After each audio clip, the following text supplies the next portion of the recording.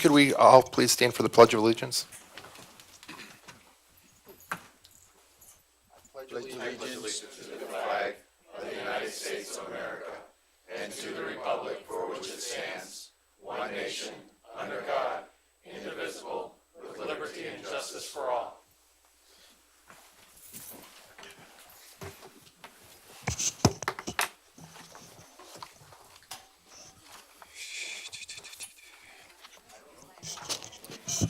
Mayor Racy, Here. Mayor Pro Tem Porter, Here. Councilman Miller, Present. Councilman Webster, Here. Councilman Dowd, Here. Councilwoman Skiff, Here. Councilman Wagner. Here. Quorum is present.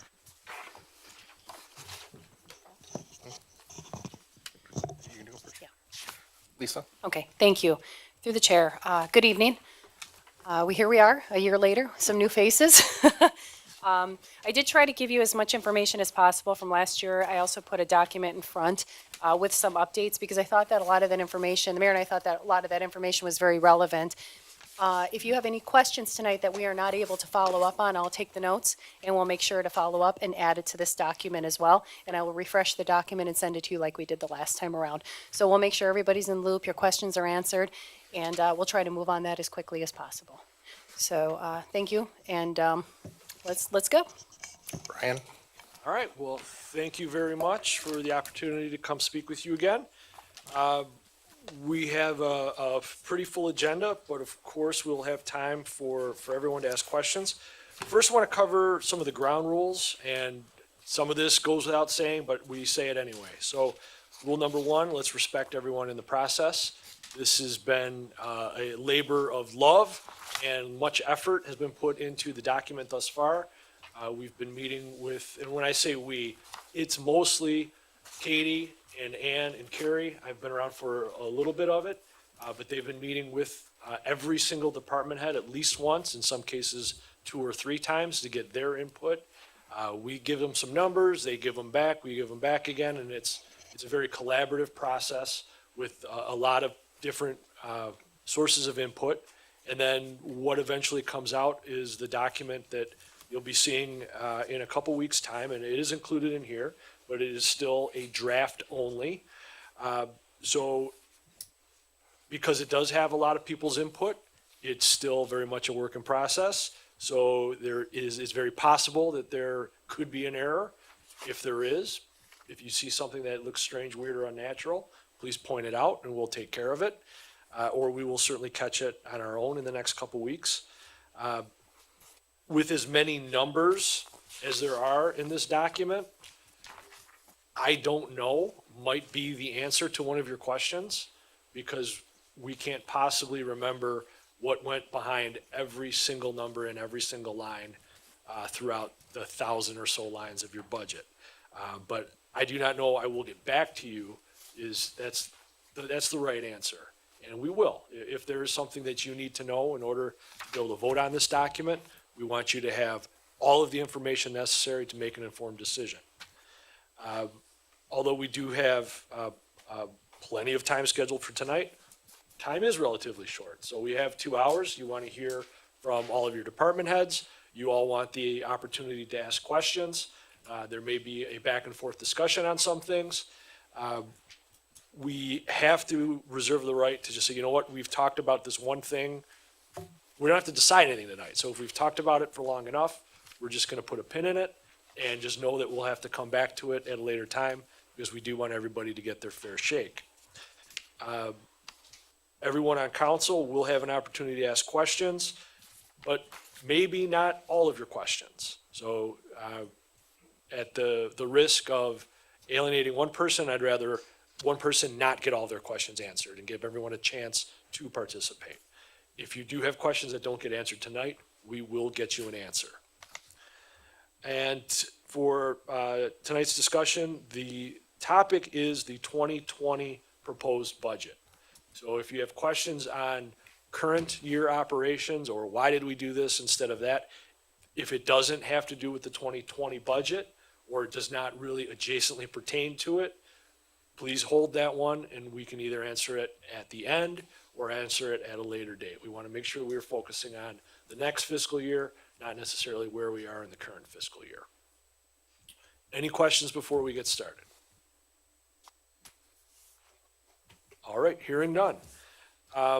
So big picture overview. What is a budget? What is a balanced budget? So a budget means a lot of different things to a lot of different people, but when you're working within a municipal organization in the state of Michigan, a budget does two things. Number one, yes, it is a plan on how we are going to use the resources that we have. That's the common definition of budget. That's the kind of budget that you would have in your household. It's the kind of budget you would have in a private business. But when it comes to government, there's a second part. It's authorization to spend money. So by law, a municipal entity cannot spend a single penny that has not been appropriated previously. So that means if it's not in the budget, you're not supposed to buy it.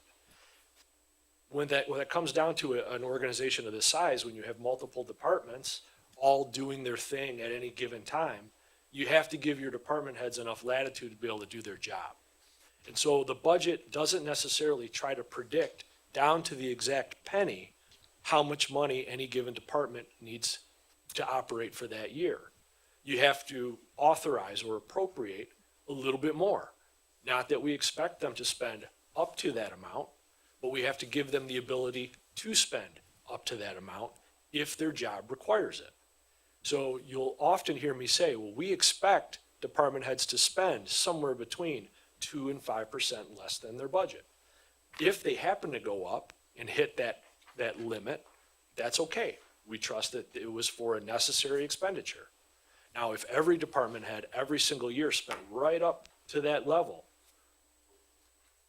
it wouldn't look right, because what happens in some communities, and has not happened here in the 5 years that I've worked with you, but what has happened in other communities, it gets down to May 31st or the first week of June, and they look and they go, how much time do we have and how much budget do we have left? Well, let's go buy all the stuff that we want, because if we don't spend it, we're going to lose it in the next budget.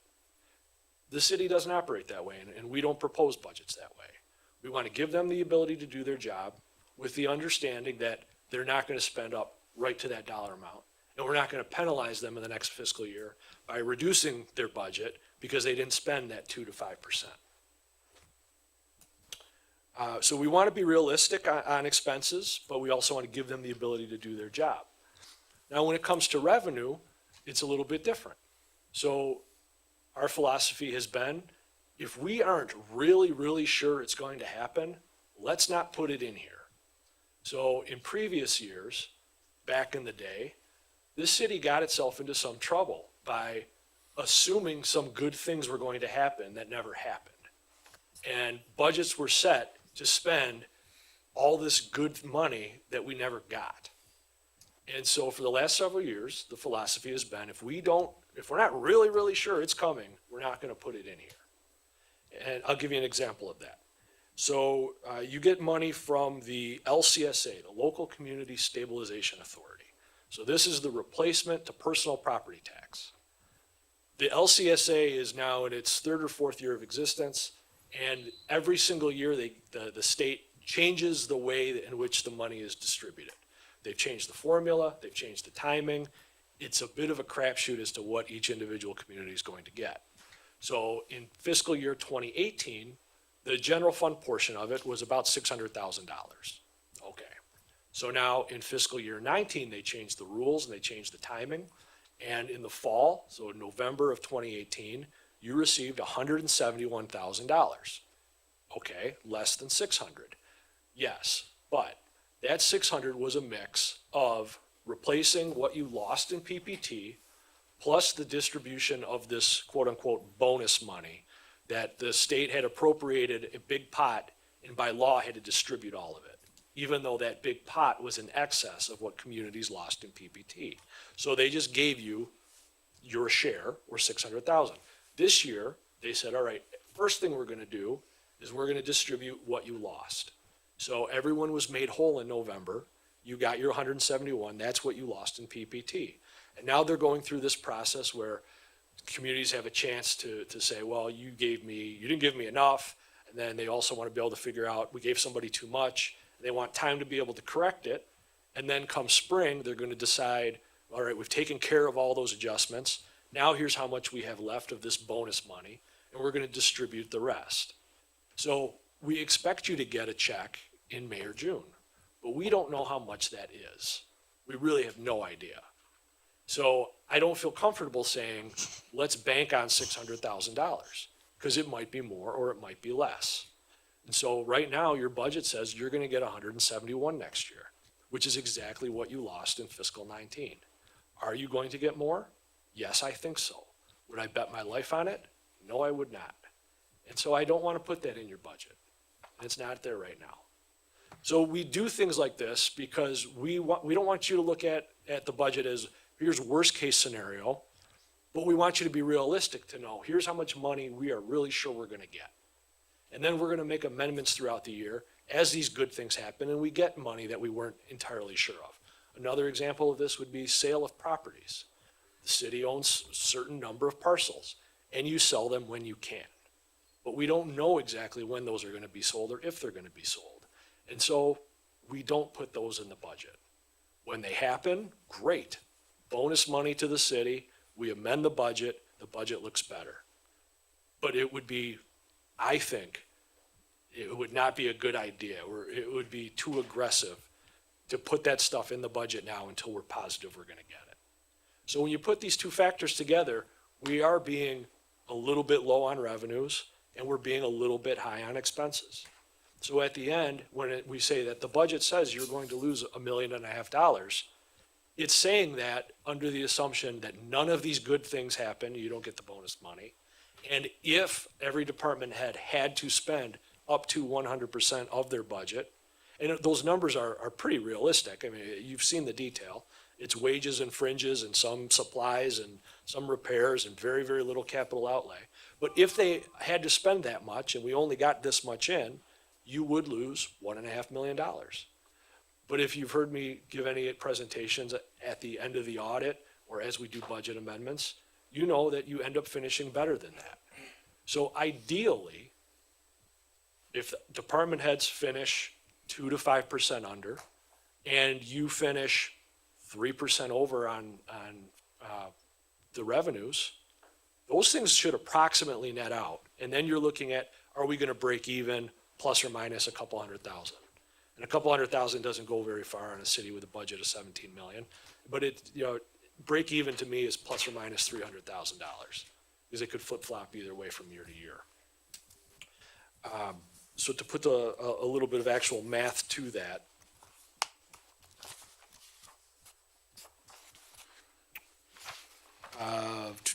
so 3% of spending is $500,000. 5% of your spending budget is $830,000. So if you underspent the budget by 5%, the LCSA that I mentioned, if you got all 600,000, that's an extra 400 that's not previously budgeted, and you sold 2 or 3 properties for 300 grand, that's a balanced budget right there. Now, the term balanced budget is a little bit loaded. Many people, when they hear the term balanced budget, they think revenues have to equal expenses. That is not true. A balanced budget is revenue plus your savings account or your fund balance has to be equal to or greater than expenses. So it's balanced even when you're using up some of your fund balance. If you have to use more fund balance than what you have, and that fund balance becomes a negative number, that is not a balanced budget. So we are bringing to you a balanced budget, even though revenues are less than expenses. Hopefully, as I said, by the time it all works out, hopefully revenues will equal expenses or revenues will have been greater than expenses, but it's too early to predict that. You have to let it play out and see where you go.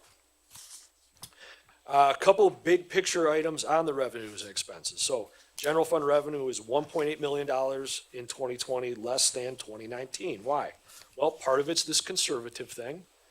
Part of it is we are already 8 months into fiscal year 19. So we've amended the budget 5 times already, which has included some of these good things that happen, money that you weren't necessarily expecting a year ago. There are interfund reimbursements have been or will be in 2020 about $200,000 less than in 2019. That, a lot of that is due to the cost of OPEB going down due to the stipend. So, sure. So we'll get through a lot of that detail. Safer grants, that's part of it. Sale of the fire truck last year, that's part of it. On the expense side, there was debt service to pay off the fire truck last year. There was retiree health care, or the change to the stipend. So that was, which, by the way, the stipend, and you're switching to it, is becoming a model for other communities to follow. I was just in a meeting today with another Wayne County city, and they are taking a very close look at what you're doing and using you as a roadmap for what they may choose to do in the very near future. OPEB, sure. So, oh, wrap it up. oh, I'm sorry. I'm sorry, no. No, so OPEB is other post-employment benefits. It's really just an accounting term that means retiree health care. All benefits for people that are no longer employed other than pension.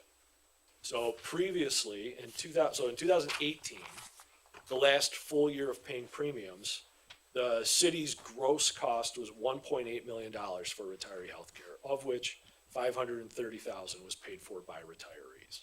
In this year's budget, in 2020, post-stipend, the stipend will cost less than $250,000. So 2019 is a little half in, half out. The first 6 months of the year we're on premiums with employee or retiree contributions. The second half is on stipend only. So as I mentioned,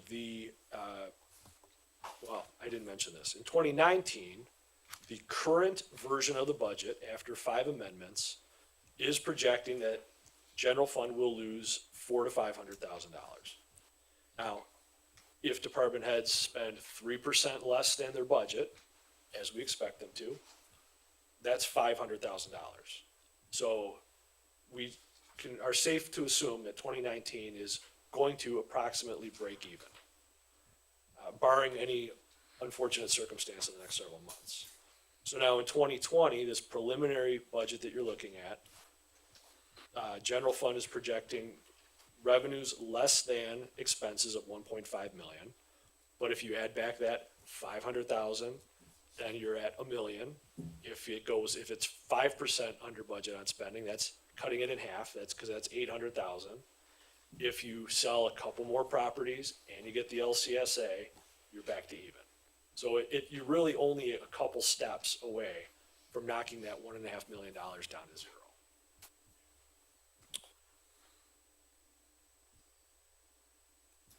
All right, so I threw a lot of stuff at you. Before we go to bringing up the departments one by one, do you have any questions or any comments on the overall budget? I got a question for you, for everybody. Where do you think projecting for reserve funds, where would you like us to be at some point here? So that's an excellent question. And I don't remember what percentage you're at right now. I think you're right about the bare minimum that the GFOA requires. So GFOA is the Government Finance Officers Association. Their recommendation as a minimum for a general fund is 2 months of spending. So 2 divided by 12 is 16.67%. I think you're right there at like 17%. Would I feel comfortable if you stayed right there? No, I would not. Even though they say it's the minimum. And some communities go even less than that. So the city of Livonia is usually in that 10 to 13% range on a $50 million budget. They feel secure in that, and it's worked out fine for them. But in a smaller city, where you've already, had a big housing problem, or at least the value of properties, you've got a big Ford plant, I would love for you to be at like 50%. That would feel good. So, not that you can't be comfortable until you get to that, but there's so many moving pieces and so much potential problem with our local economy. That's really what I would be shooting for. Eventually, you don't have to get there in 1 year. It just always needs to be. Oh, but you have to have where you're going, yeah. And the reason to have that much money is when you do have dips in your property tax values, or if you do, or because you have not had your eye exactly on infrastructure. I mean, there's a lot of road work, and Act 51 doesn't give you enough to take care of every road in the city. Vehicles and equipment, there's a lot of big ticket items that you don't buy every year that aren't necessarily in a budget. So if your fund balance does get back up into the plus 30% area, then we're gonna start looking at doing more long-term capital improvements or a long-term capital improvement plan. Anybody else have any questions? Okay. All right, I'm gonna turn it over to Katie. Next up is quick department recaps. The First department, city council, there was no significant changes to the budget. For the city manager's budget, there was no significant changes. And we say no significant changes, meaning it's consistent from year to year. Like if we were adding 3 people, we would note that. This is same store sales, one year to the next. And for city clerk, Eileen, did you have any updates? Just real briefly, and I have to say that the budget was given to me my first full week of working. So I kind of looked at it and went, oh my God. But I've got to say that Katie and Ann were tremendous help. They kind of walked me through the process. I hate to stick this on Tina, but I made the budget for you, Tina, sorry. The museum budget was pretty static. There were no changes. The city clerk's budget, the same thing. There might have been a slight decrease because of the wages for the city clerk. The big savings you saw, or you will see, will be in elections. In council's wisdom, a couple of years ago, you did vote to have only even-year elections, and it's going to save you probably about between $50,000 and $70,000 every other year. So you were very wise to do that. I think that it will certainly benefit the citizens, and it won't harm the city in any way. I spoke to Lisa. There's a piece of equipment that Matt had suggested buying. The city of Westland has it. With the new equipment, voting equipment, it takes about 50 seconds for a ballot to go through the machine, which means that for your AV counting board, if you get 2,000 ballots, just multiply that 2,000 ballots times 50 seconds. It's a long, long day. So the equipment that Matt recommended, and the city of Westland has it, I was fortunate enough to use it the first year after I retired. It is a scanner for AV ballots. It will read 50 ballots in 1 minute. It reads them, it takes a picture of them, it calculates every single vote on that ballot. That's of a cost of about $30,000. I did speak to Lisa, and she agreed that it would benefit the city to have that AV scanner to count the ballots. It is absolutely a wonderful system. It is foolproof. There's a paper trail because it does take pictures of each and every ballot, and it counts them so rapidly. Even though that $30,000 capital outlay, because in your wisdom you opted to have the elections only in even years, there's about a $50,000 savings in the election budget this year. So other than that, that's what, and how I calculated what the budget would be is I looked at 6 months in, I looked at what was spent for that 6 months, and I simply doubled it. That was the easiest way since I didn't really have hands-on with the budget, and everything in the clerk's office seemed to be operating pretty well, and I saw no capital outlay needs in the clerk's office. That's how I calculated the budget for 2020. I'd be happy to answer any questions. Anybody? Mayor Racy, I just have one question. Is that you pointed out that we had the savings because we went with even years in the voting process. So we in turn are going to use some of that capital outlay to go ahead and invest in the AV equipment. How will that AV equipment further save us money? It will save you man-hours with your AV counting board. It will ensure that your elections are held to unscrutable standards. There will be absolutely no question. There'll be less hands-on. You know, you hate to say machines do a better job than humans, but in this case, it's much easier to stack 50 ballots into this scanner than it is to stand there and feed 50 ballots through a machine that takes 50 seconds to read one ballot. So I think it will be beneficial in many ways.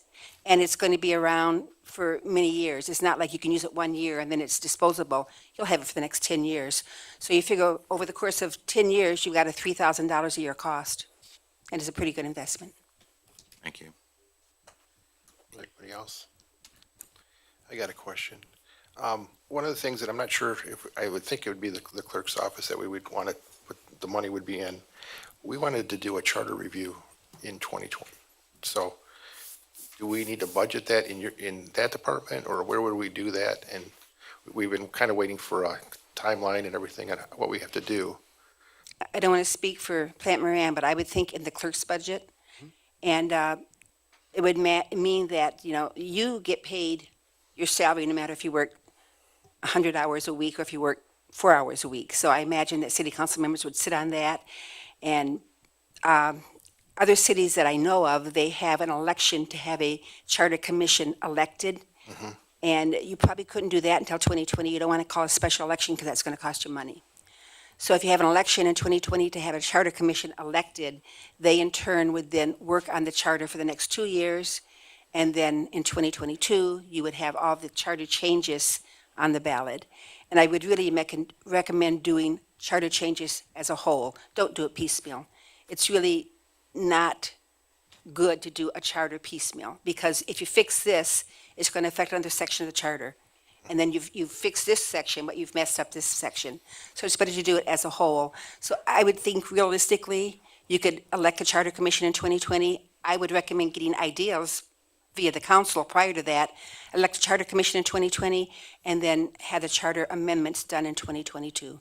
I know it sounds like a long time away, but if you want to do it right, that's what you need to do. So is there a way, Lisa, or we could figure out what the cost that we need to add to that? Or I don't know if we really need it then, or we're going to need it after, in another year. But I would imagine we're going to need some type of resources as we're trying to get things together. Yeah, we'll have to look into that, but it's a good idea. Okay. Thanks. Okay, and with that, I'm going to bid you adieu and wish Tina luck. She's not going to need it, and if any of you need anything from me, Tina's got my cell number. Please feel free to call. Okay, thank you.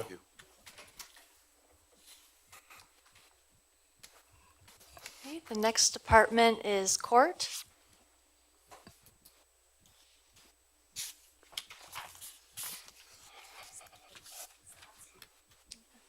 Good evening. I don't know what you guys, I guess the big contention is the asking for 2 full-time people in court. I think that's the big change in my budget for security. We're asking for 2 full-time security. We did have a meeting with the mayor and the city manager and Plant Moran to discuss the options. We are in the process of getting a security audit through State Court Administrator's Office. They came out on Thursday of last week, and he said it takes about 4 weeks to get it back. So once we get it back, we can share it with council. But we think we lack in security. As far as revenue, I think they listed on there, our revenue is down, but our revenue is based on tickets that we get from our police department. Our police department's down, so ultimately, that affects our revenue. We don't control our revenue as far as that. It all depends on how many cases we get filed. One of the big changes is the possession of marijuana law that changed. Most of those people ended up on probation and paid costs. And now with the new marijuana law, the most that you get is $100 on a fine, and that goes right to the county. Nothing stays local at all on the possession of marijuana. So Plant Moran did remove that from our revenue projection. I don't know what else, if there's anything else. I guess they listed also on here some money, I guess that's out of our mental health court grant. There's a change in contractual services, but that's fully funded under the grant. So we changed some prices probably with Hygera and also our providers for drug testing and things like that, but it's fully covered under the grant. So is there any questions you have about my budget? Any council members?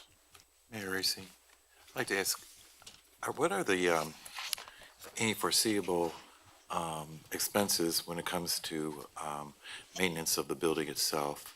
Is it in any future coming repair issues, roof or any other I'm not sure about. structurally? We haven't really had any roof problems. I do know that I had conversation with Lisa, and we're holding off as long as we can for carpeting. Our carpeting is bubbling and having issues. We bought rugs to go over the top of the carpeting to try to keep that. There was an issue with the porch, which as you said that, I don't remember if we ever got the issue fixed on the east side of our building. The porch is, I don't know if you remember that anyway. I don't know if we were supposed to take care of it in the spring, so I imagine it'll be coming up. But major, I mean, there's things at the building. Any of you are welcome to come see our building. It's probably just like this building. It has issues. You guys just had the changes that you guys made, when you had the roof problem. But, we have issues, but we're making it work. Mayor Racy, may I ask, if is it possible down the road that we could possibly get an assessment of the condition of the building overall, just to try to gauge down the road what we can anticipate in the future? Imagine if council wanted to do that. I mean, it's their building, so if that's something that you guys would like to do, we're more than welcome to, we'd work with the council to do that. Thank you. Anybody else in council? I got a couple, or at least one. Can we look into two part-time people to add to your two part-time? To try to balance it out that way? Because that would cut your legacy costs, at least try. The problem is I have no place to put them. Well, you wouldn't have all four at the same time. Well, you have to, though. That's the issue. The issue is not having the people. The security audit, when he came out, told us, first of all, at the door, you should always have two people. We don't have a x-ray machine. If we had an x-ray machine, you have to add a third person. So you have to remember, all my guys coming through, even though you say we don't have a lot of, traffic, there still has to be a person sitting there. So they come through, there's supposed to be a second person if the person comes through, so that the next person can come through and the other person's wanding them. Sort of like when you go to the airport. If you watch, there's one person that's watching all the bags go through, there's one person letting the people go through. When they go through, if they buzz, then you put them to the side and you have another person. So in a best case scenario, you should really have three people with an x-ray machine. We don't have space for an x-ray machine, and I don't have space for two people out front. We have to have the people in the courtroom based on the So security. you're saying inside the you can courtroom. only keep one person outside right now, I mean, in the hallway? The second person would have to stand, which is possible, but that's why we're asking for the two full-time, so at least we have those people. We can wait till the security audit. I would prefer to wait to speculate on anything until we have the security audit, and we're more than willing to sit down with the city and negotiate what it is that we can get, what we can't get. We've always tried to work with the council, so. Okay, I mean, because when we had our meeting, I think it was 21 hours is the prime time of what you need. The security there, the same type of security that she's in, or do you need 40 hours, or? Well, I guess I'm not sure what you're saying about 21, but you have to remember, so we get there in the morning, you should really have a person that starts way before everybody else. So they should be there at 7:30 in the morning and work until probably 4 o'clock. Then the other person would come at 8 and work till 4:30. When we leave at night, we have no security, okay? We've put people in jail, we've suspended people's licenses. People sometimes are angry. We have no security when we leave our building. I have not a security officer in because they're all part-time. They have to be based, within that 28 hours. So on Mondays, I have one court officer, and if he's off or has to go to the bathroom, I have no coverage. I've sat down in front and let people in, okay? I don't have a badge, I don't have a gun. People could get past me. So you say that, but it's just hard to say how many hours. I would. I'm just trying to need understand, somebody- yeah, I'm trying to understand, because I've gone to other courts, and you go in at certain times of the day, and there's nobody at the front. It just depends on what the caseload, it seems like, what type of security they have out front. You should always have somebody at the door. When you come to our court, you probably notice there's nobody at the door sometimes. On I've Mondays seen and that, Fridays. not just ours, I've seen it at numerous cities, so that's why I was asking. Well, Westland never does it, I know that, because I know what their security people are like. One of my guys works at Westland on Monday. They have two people at their door. Again, I can speculate everything, I want to wait until that report comes back from the security people. So they've done it at this point? So you're just waiting for the report, or? They came out Thursday. Okay, so that is complete, and we're just waiting for 4 weeks to be able to get the final report, so we'll still know that before the budget. Okay. Anybody else? Sure.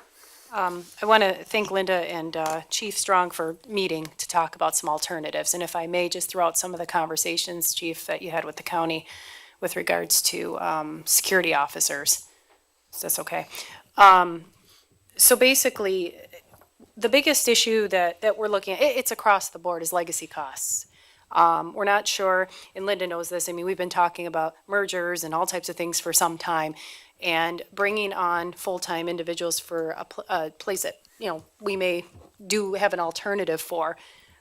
That's the only thing we're concerned about, legacy costs. Do I agree that they need security 100%? Yes. I mean, Linda pointed out, and so did the judge, that sometimes the judge is left in the courtroom by herself, which that really was alarming. And so Chief Strong talked to the county, and the county would take the two individuals under contract, but including salary, which would be about $60,000. On top of that, the city would have to pay about $36,000 or $37,000 for legacy costs. So we would be talking about a little over $97,000 to have the county take these individuals and make them employees under their umbrella. That's a lot of money compared to probably about, what is it, like 60 to 70,000, Linda? Would you say?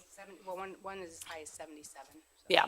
So, but with the county, that's, you know, one-time payment, the legacy costs are their responsibility, you know, we're not stuck with that. But on the other hand, we're spending another, you know, $20,000 per person, approximately, to go into that direction. So we've been trying to look at options from that perspective, and just wanted to share that. I want to thank the chief and Linda for going that extra mile to look at those options. Did you want to add anything to that, Linda? Chief? Okay. Okay. Thank you. Anybody else? We're set.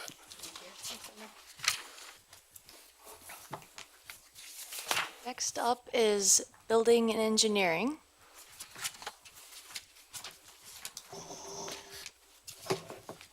Mayor, members of the council, we don't have any real significant change. We are responding to the concerns of the residents and the council related to an ordinance officer. That would be our one area of change. We're hoping to add a part-time ordinance officer that could work with rentals largely, and then help with ordinance. So that person would kind of be covering two areas that we feel like we need some further assistance in. So that's probably our biggest change in our budget.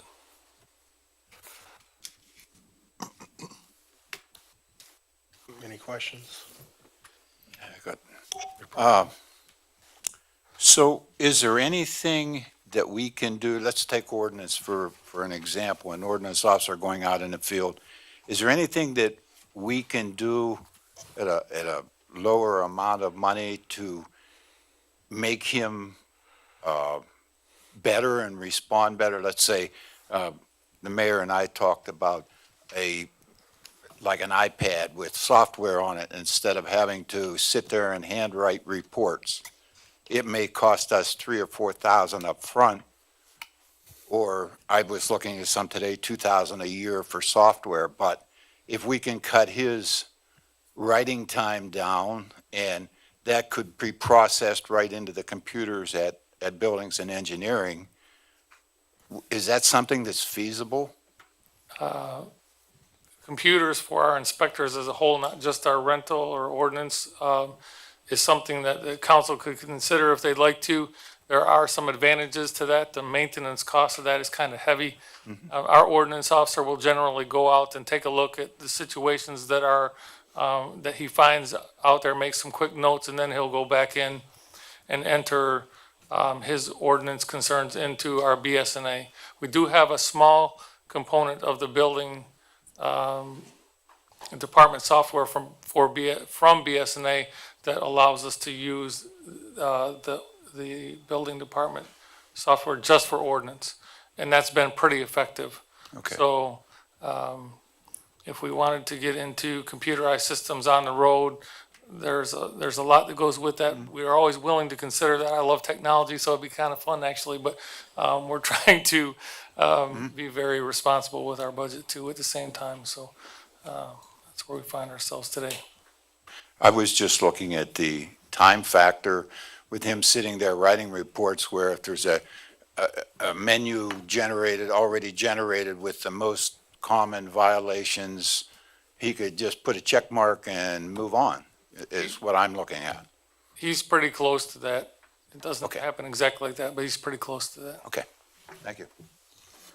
I had a- Through the chair, I just have a question. So as opposed to the electronic version, if we could allocate someone to help him with paperwork to have him more out in the community, would that be a possibility? That's with this additional rental / ordinance officer that we would be adding. That person would assist with that. Okay.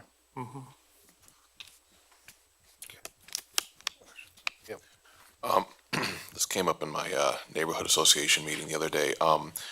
Has the department ever looked for volunteers to come into the office to just process paperwork? Yes, and we've had one, and she was a wonderful lady. She actually volunteered as much as 30 hours a week, some weeks, and we were very thankful for Deborah. That has its challenges also, but if anybody wants to volunteer, they could certainly come and talk to us, and we would consider ways that they could perhaps help out. Anybody else? Through the chair, Mayor Racy, I'd just like to ask, you pointed out here was that by adding another part-timer, that would basically be able to assist the full-timer with the paperwork and processing these ordinance violations. Roughly, we get about 70,000 in revenue in the ordinance violations, correct? Right. And basically, it costs us about 40,000 for the full-time employee, is that correct? Part-time employee. Okay, part-time, 40,000?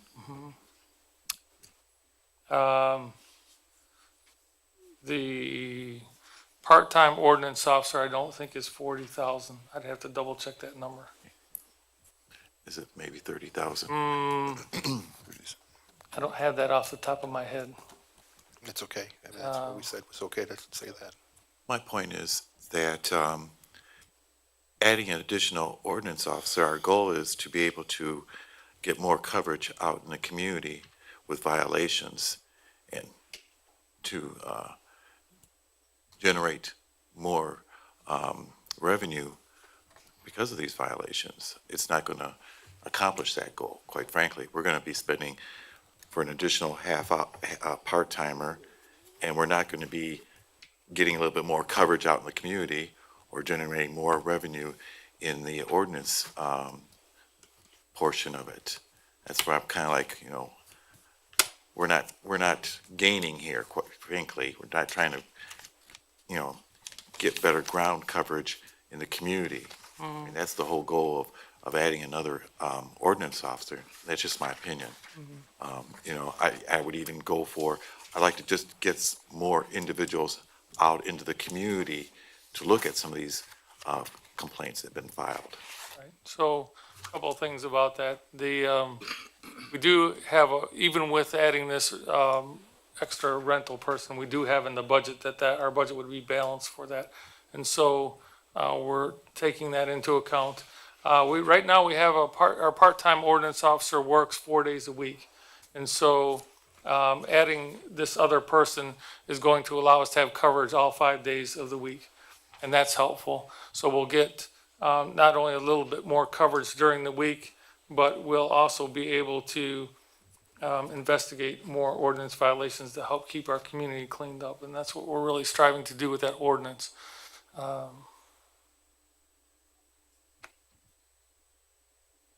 think that hits a couple of those issues that we were talking about. Through the chair, just on average, approximately how many write-ups does he do a day on average? Oh, it's more like per 6 months, maybe anywhere from 1,600 to 2,000 in a 6-month period.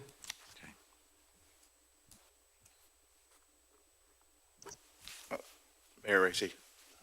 So it would be more about the follow-up too, then. You got the initial, then you've got this, then you got the action after that. I was pausing a little bit earlier because I wanted to remember one more thing, and that was it. So what's important to remember is the promptness of compliance largely has to do with the people that we're involved with. If our ordinance officer makes someone aware of something, oftentimes our residents are really good, and they just jump right on it. They want to be a great participant in our community. We have some that we have to work with a lot more, and they are afforded rights, and that time process does not change for them. Some of them will take a little longer for us to accomplish the compliance with them. So that isn't necessarily going to mean that everybody's ordinance complaint is going to be addressed in 3 days. If it takes the violation and the second violation and the court appearance and then time for the court to work with that individual to get things done, sometimes it takes a little bit, and that doesn't change. But we'll be able to take care of more issues, so we're hitting more of the areas for our residents. To a conclusion. Yes. Okay, so do you feel that Brandon has a grasp on the issues that are at hand in the community right now, or where do you think he's at with that? Brandon is amazing wealth of knowledge. Anytime most times when I want to bring an ordinance issue up to him, he's already aware of that issue and issues surrounding that, other areas that are close by that have similar issues. So he's really pretty much on top of things, but he is one person that works 4 days a week, and he can't cover everything that needs to be covered. And part of the benefit of having this part-time employee added is that they're not going to focus only on ordinance, they're going to focus on rental also.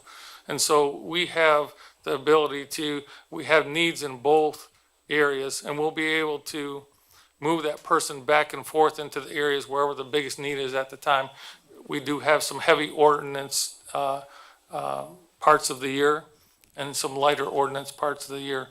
Rentals, we have more flexibility to approach those as we have opportunity to. So that can fit with the ordinance very well. Okay, so, and this might be a Brian question, I'm not sure if you can even answer this, so. You can answer your standard answer there. But with the computer audit that we're doing, will that help us with understanding that the ordinance department, and if there's computer issues or if there's tablets and all that kind of stuff, will they analyze that for us as part of that? I don't know that it goes that in depth. I mean, they're going to their building. Right. And looking at overall infrastructure and what's on the desk, but to come up with a recommendation of, yeah, you should be carrying a iPad to do, I don't know if it goes that far, but I can follow up on that. Okay, because I think that's one of the things I've heard talking to residents, that we'd come out and then they'd have to go back to the office, then they mail the complaint, and then it's like a week later that they get the complaint, and I think there might be things that we can do technology-wise. I agree with that maybe we can make the job easier for him, more efficient, and in the long run, we're going to save money because we're able to expedite things. One of the things I'd like to see if somebody in your department could look into would be, it's called Click and Fix, and I know the city of Wesleyan and the city of Inkster has it, and it's an app that you have on your phone where residents can report right from their phone, and they could take a picture, they could send it and see what that would take to add that into the budget possibly. I'm not sure what the cost of it, but I do think that tool could be helpful with residents helping with making things happen. I mean, we depend on our residents to do a lot as it is, but I think that would make it easier. I think everybody has their phone. I know a lot of times when you're out, you're trying to write it down, and then you have to remember to go to your computer, send an email. If you just had your phone and you're able to send it right then, we might get, a better response from things with the residents on that. One of the things too, and I'd like to see as how we could try to work on just improving with our residents and the business community, how, peeling paint, fixing those types of things. And I know we don't have the staff to do that. I don't know if there's ways that we can encourage that. I don't know that I want it to be a revenue generator, but I want to try to see, is there ways that we can encourage that kind of stuff? And that it's more than maybe your department too, as a community. But I think that there's things we can do to try to help make those improvements, because our neighborhoods are going down, and that's partially just because they're older, as time goes on. So I don't know if there's ways that we can, suggestions and what we can do, and I know that's something that, I know it's not in there, but it's something, maybe to talk about, and is there ways that we can engage the community more in helping out in those situations? Certainly, our discussion right now is a great platform for that, to remind people that the health of their own lot not only is good for them, but it affects our community. Right. And so in as much as the property owners, business owners, the residents in our community can keep their properties up, it has a significant impact on our health as a whole. So after that, then it just becomes a matter of highest priorities for ordinance. And Exactly, but I'm thinking if we're able to catch things before it gets to we're not able to do a lot of that proactive stuff anymore in the city just because of where we're at financially. But I see just driving through where people have stuff in their backyards and garbage and junk all over the place, and then people complain that there's rats, and there's things that are, all these things breed that kind of stuff, and I don't know if there's ways that we can figure out as a whole. The council needs to talk about it too with you, and trying to have some type of a dialogue and ability to improve that situation, because it's not what I would like it to be. I don't think it's what anybody would like to be, and I know it's more. There's so much that you guys are doing at your department. this exposes the need a little bit for this person to be added, because our ordinance officer, Brandon Braun, is an excellent ordinance officer, and he often is proactive in certain areas. He'll look and see where something looks like it needs attention, and not just one building or one home in a certain area. He says, you know what, he comes back and says, see an issue right here, let's kind of focus on this for a while, and he does do some of that, but Yeah, even there's just with, so much. even with that, we have some challenges. So again, I encourage people to really take a look at their place that they own and try and keep it up and looking nice. It will help all of us out very much. Okay. Anybody else? Real quick, Ms. Going has brought up about certain programs for low to moderate income for assistance, and maybe be able to provide that information, you know, when that ordinance officer needs to address some situation at certain properties. That's just, you know, maybe there needs to be a little communication connection there for the resident, and to seek what they could do to rectify the situation that they have at their residence.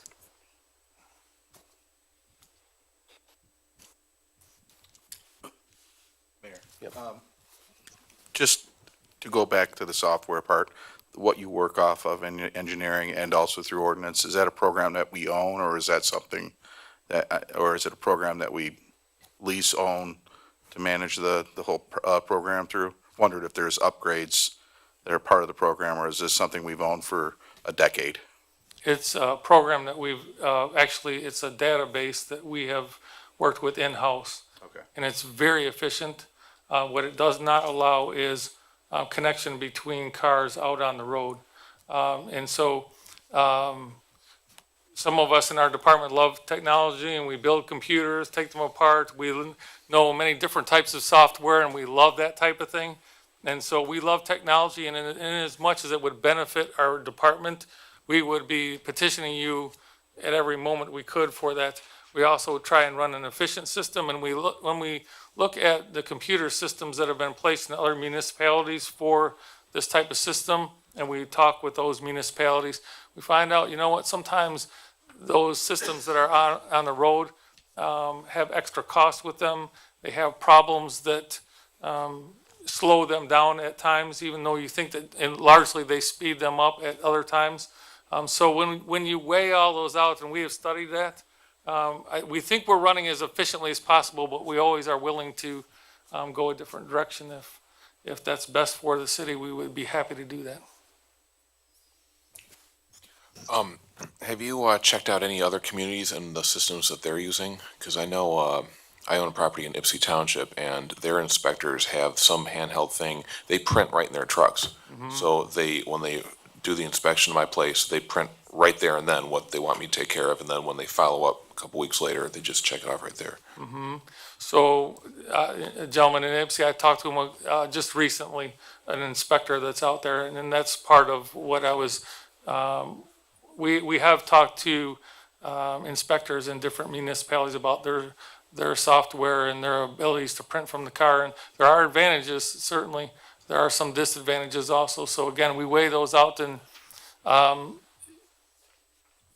there is a cost, if we want to jump up to that cost to provide a quicker service. What we've done recently is for our for sale and rental inspections, for example, instead of mailing those out traditionally like we have in the past, we have an extra line for an email address and a checkbox there. So if you want your inspection sent by email, that saves a couple days.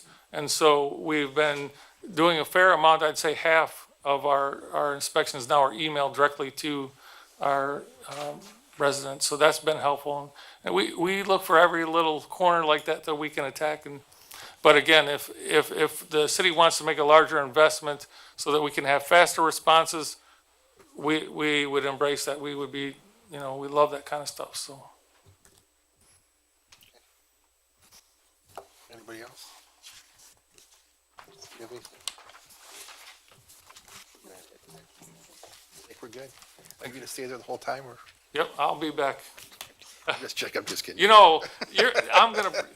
Last year, we had a whole line up here to begin with, so gotta I stay was there anyway. feeling out of, Street lighting's I was feeling, what's that? Street lighting's next, you gotta stay anyway. Oh, yeah. That's my job to remind them.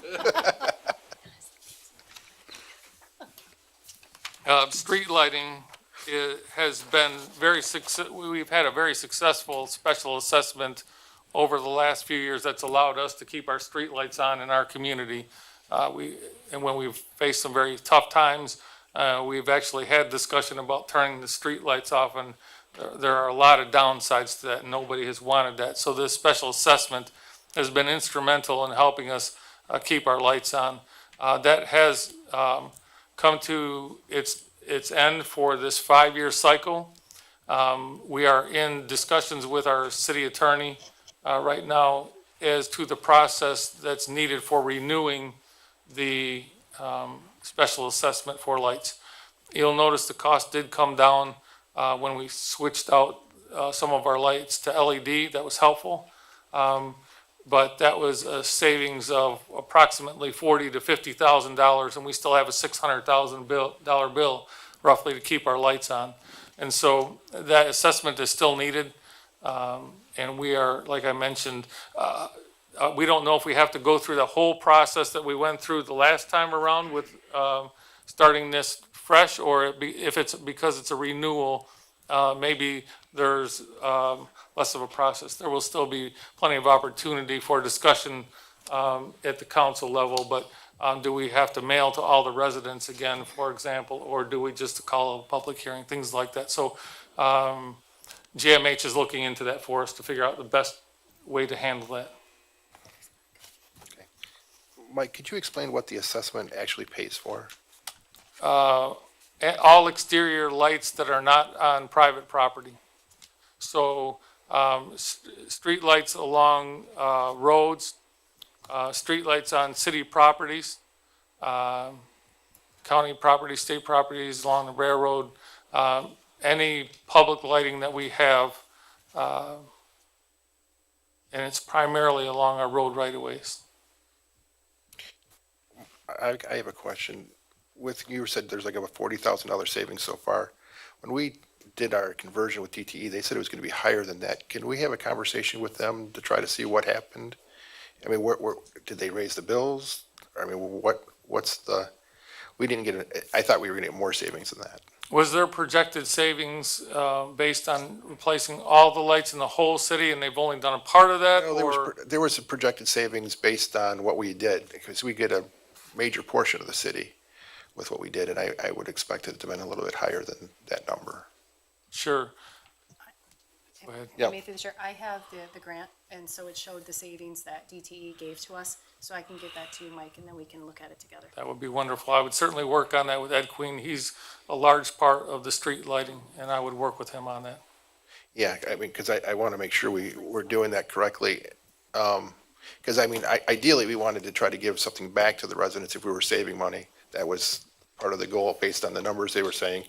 But I do know that when we do this renewal, we need to add something about with that maintenance. I don't know that that's really in there.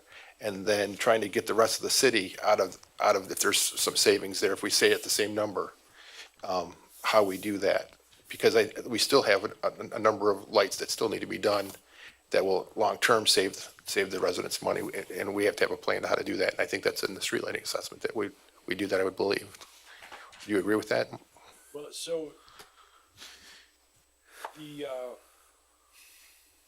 the money that the city had to put in to do the changeover, I want to say that it's definitely going to pay off.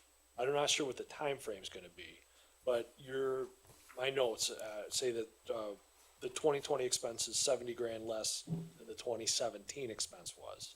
So this cost is always going to keep going up. And as soon as you dock it down, it starts going back up at the same rate.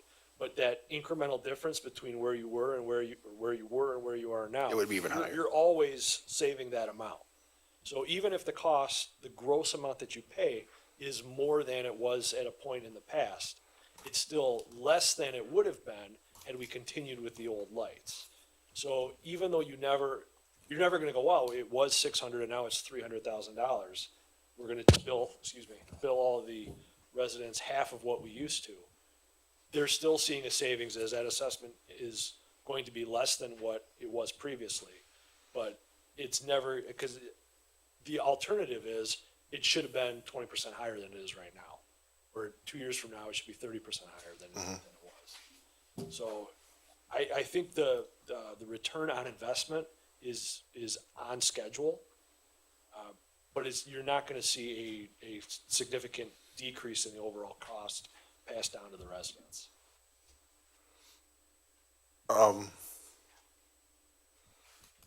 I think one of the issues is when we did it, I don't, like, putting money into it wasn't part of the assessment, so I think that has to be changed in the language. Does that make sense? Try that again, I'm sorry. When we did the assessment, we didn't have the maintenance pieces and long-term stuff in what the assessment was, so we need to have that added in this new one that we're gonna be doing. Certainly, it would be good to add those costs in the new assessment. If we're going to change the assessment rather than just renew the assessment, then, We at least have to look at what those Sure. numbers are. and there might be in that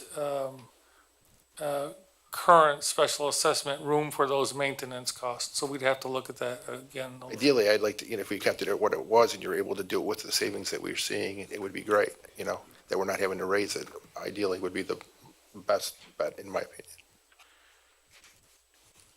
Okay, anybody else have questions? Mayor Racy, would that assessment have to go in front of the vote of the people to read? We don't know. No, I'm sorry, If we excuse me. include the change in language? The initial assessment did not have to go to the vote of the people either. That is done by the council. It's just because it's, when you present something new to the community, there are a lot of steps that you have to go through. When the community is familiar with the process, then bringing up the renewal, people already largely know what's going on. They still have opportunity to interact with the council, but we don't know that. And whatever the process is supposed to be, we're certainly going to comply with that to make sure we do that well. And that would include, including additional language? I don't think we have to have additional language even for the renewal, but we would look into that. One other question is, currently, at what point, how much more of the city do we need to change over to LED? That's a good question for Ed Queen. Well, we can wait on that one. 2/3, maybe 2/3, 3/4, perhaps 2/3 to 3/4, roughly. One other question is, when you refer to, maintenance, what's the lifespan where we have to go and readdress these ones that we had already installed?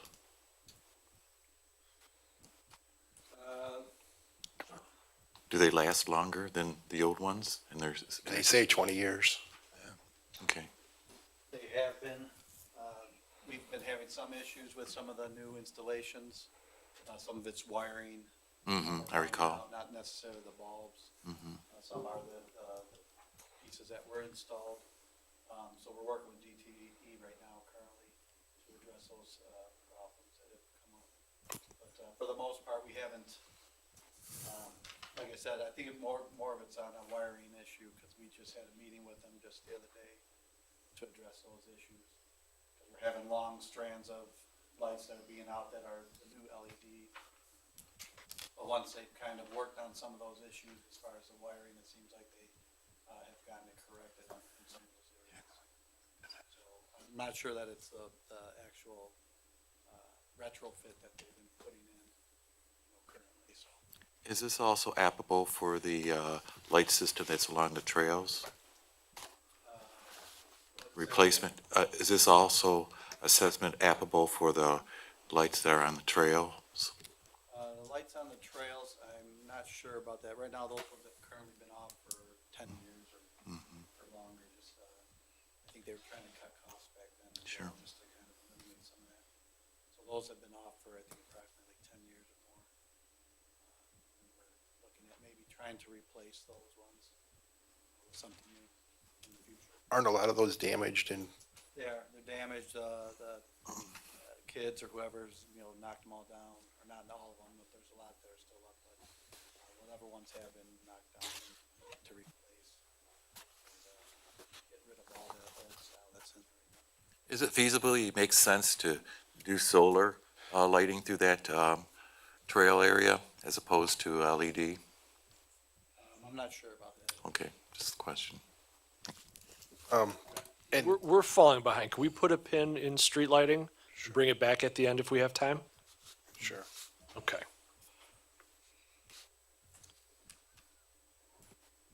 Next is Community Development, DDA, and CDBG with Lori.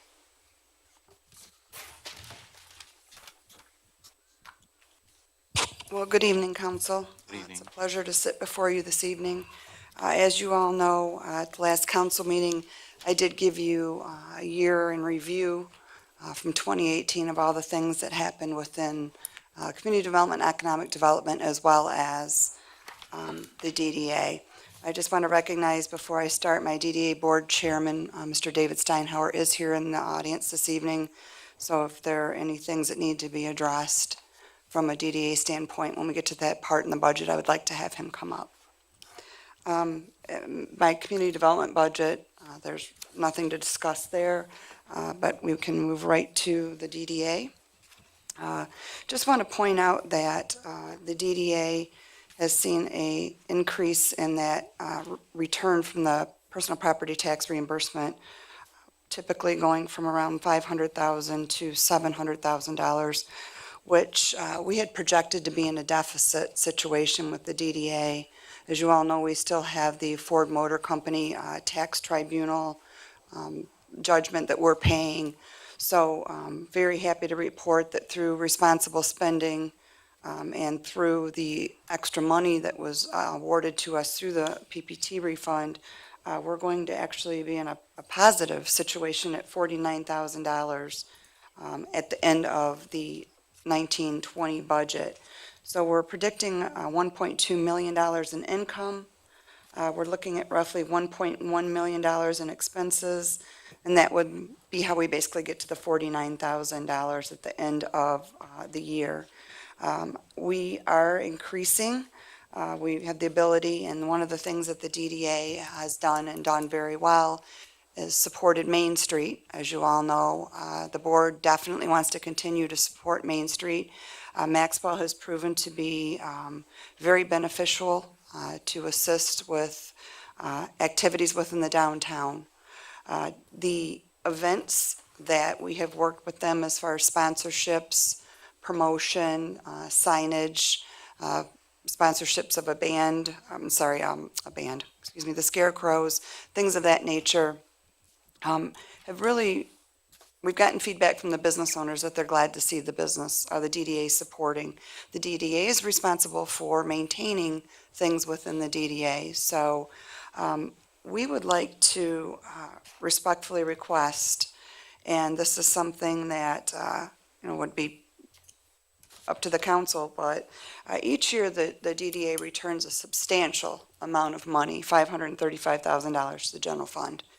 There was a lot of discussion at the DDA level about the fact that the spending of the city in the last budget year, based upon that, does the city absolutely need the $535,000? Yes, I would say that they do. However, the DDA would like the opportunity to look at some projects this year. We have a list that we kind of put together as a group, and just a couple of things just to give you an idea. As you know, the DDA hosts the city parking lots. They're all of them need a lot of work, but we would like to at least have the ability to do some repairs as well as striping. You might notice the mast arms at Wayne and Michigan Avenue are in very bad shape. Those need to be painted. I know it sounds petty, but the garbage cans, the benches, there are things we need to spend some money within the downtown itself. I always like to remind everybody that the DDA is not just the downtown. The DDA expands the whole entire length of the city on Michigan Avenue as well as Wayne Road. But these are some real priorities right now that we feel we need to work on. The other project that it's something that's being talked about, and that is a safe pedestrian crossing on Wayne Road. We did have a meeting with the county last week, and we are trying to figure out some way, and this has come about as a result of not only the request of council members, people in the community, but the business owners in the area, that there really is not a safe crossing between Sims and Glenwood on Wayne Road. We have a vacant lot on Wayne Road next to the Knights of Columbus Hall. We have some very viable businesses, the Dairy Queen, Helium, the Tattoo Studio. I mean, there's just, David Steinhauer's business is on Wayne Road. If people can traverse between the two without having to walk a very large distance, that would be great. So we're really trying to figure out some way. The county basically told us that they do not have the ability to fund this. So if the DDA even had the extra $30,000, this is something we could possibly contribute towards. If it is much too large of an ask, then obviously the other projects that we want to look at would be most important. There is a little bit of extra money in community promotion that could be shifted towards maybe the parking lots, but that's the only real big ask that's different from what is presented here this evening is, if possible, we would like the council to consider a reduction in the consideration of $30,000 into a special projects fund for downtown improvements. And then I can take, do you want me to take questions after? How about if I could take questions for DDA and then CBDG next, would that be appropriate, Mayor? That's fine. Mayor Reese.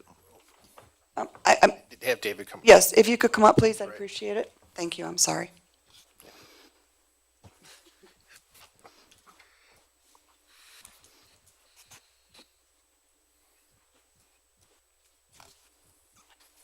Okay. Good evening. Good evening. Good evening. Thanks for coming. Mayor Reese. Yep. If there's such a word, I couldn't be more gleeful to hear this news tonight, quite frankly. It was really on my dashboard tonight in this budget meeting. I really want to see the DDA wean off of supplementing the budget, the city budget. I really do. Because for years, we've been dealing with not having the horse in front of the cart in driving our downtown forward. It's been such a hindrance. So I can't express to you how much I am very pleased to hear this thought process that is circulating within the DDA. And I'm just going to, one other thing, and I'm good with any sort of improvements with our downtown because I feel so strongly about that is the soul of our community. Is another thing is the welcome to Wayne signs. I really would like to see us, that is our opening statement to this community from east to west.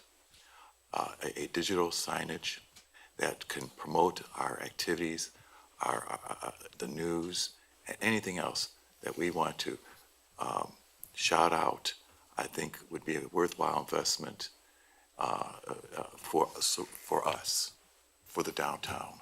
And that's why I'm going to leave it at that. I think I've said it right there, what I wanted to say to you folks, because I'm just very happy to hear that thought process finally setting it in place. That means a lot to me. Any other questions from council? Through the chair. So the 30,000, do we feel this will cover all the projects, just a No. portion? I'll cut you off right there. And Councilman Miller, I apologize, Councilman. I'd prefer to keep all of it. I have said for years that my language could get bad. I'm tired of giving you the This is money. being recorded, just. Thank you. I'm tired of giving you the money. I also understand what the money is for and it's needed. I do, I truly do. When we have a DDA meeting once a month, the ideas are, well, let's do this. What about this? What about that? And Main Street does incredible things that we would love to fund more and more and more. No, this is a little bit. This is an amount that when Lori and I were talking and the council talked, it was, what's realistic? What can we keep to do more, but also not just take away from the city? If I could take $100,000, I would love to do that, but I think that's a serious hit. I believe, and I think you would come back to me and say, nope, not happening. And that's why it's okay, 30,000. We also looked at, things that the city did last year and said, I didn't like that. We can do better. We as the DDA can do better. And so the additional funds that we are asking for is a little bit, but I think it's fair. So, as a representative of DDA, out of that list, what is the most important to you? What would you like to This see is done as the number one? So for me personally, in terms of projects, there are some cleanup issues. There are some, we're able to do actually a facade program. And so go around to some of the business owners and say, we will match you up to, and right now the number is $10,000. You put 10 in, we put 10 in, 20,000 can do a lot for that. And I think a $10,000 facade program that we have the language, we're ready to go. We have some funds. We as the council, we're going to approach some businesses to say, we have this money and it's available to you. There are certainly rules. You have to spend that. We match you up to the 10,000. But that's my number one. I think along with, I like the ideas of let's welcome the city, let's make it look good. But a facade program, as somebody's going into a business and sees, even if it's empty, but it looks nice, and it's that white box, meaning they've just ripped it out, it's clean inside, the outside looks nice, says, hey, we're open for business. So that's my main project that I like, was some of this money. If I could add to that real quick, just so you all know, because there are several new council members, the $535,000, how that figure is put together is the Finance Department determines the amount of services that the DDA utilizes from the different departments within the city. So obviously, the Finance Department sending out the bills, the planner obviously provides support, myself. There's every single department, police, fire, is funded, and it's about 1.1 million, I think is the number. So the 535,000, they've come down significantly from what they used to return. So the $535,000 that the DDA gives doesn't cover everything, but yet it covers a large portion.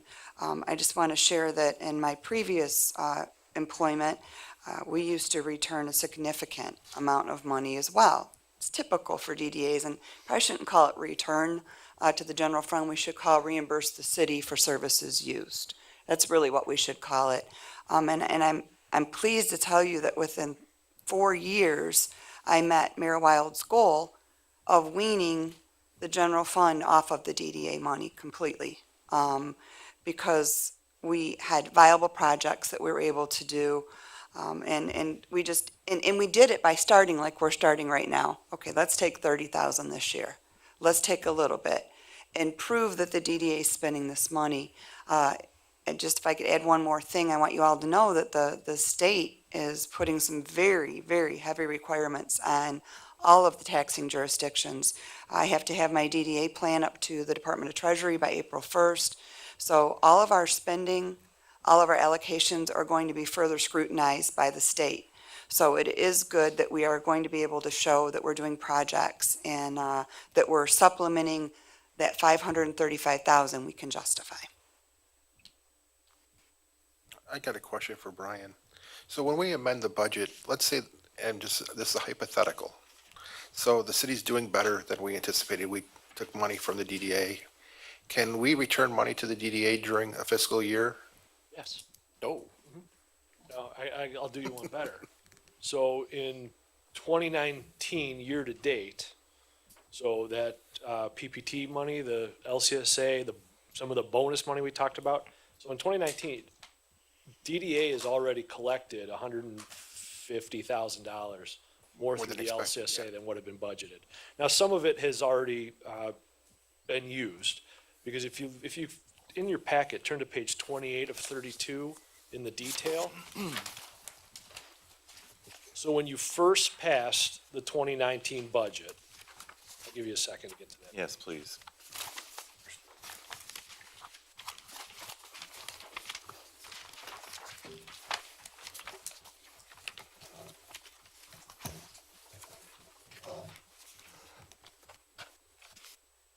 All right, by the quieting of the paper, I think people have gotten it. So on page 28 to 32, you see the column that says 2018-19 amended budget. So then you go down to the third line from the bottom is a negative $45,235. So that's saying that according to the budget, DDA was going to spend $45,000 more than what it took in. However, now you go up to the third line from the top, local community stabilization PPT reimbursement. So the budget was $575,000. You've already received $731. So now if we take a portion of that to cover the $45,000 shortfall that the budget calls for, there's an extra $100,000 that could be spent in fiscal 19 before you would go negative for the year. Now, in the 2019-20 requested budget or recommended budget column, go back down to the third line from the bottom. Right now, the DDA budget says revenue is going to be greater than expenses by $49,010. So I think it's reasonable that you could increase, either spend that in fiscal 19 or roll it over and include it in fiscal 20 by about $149,000.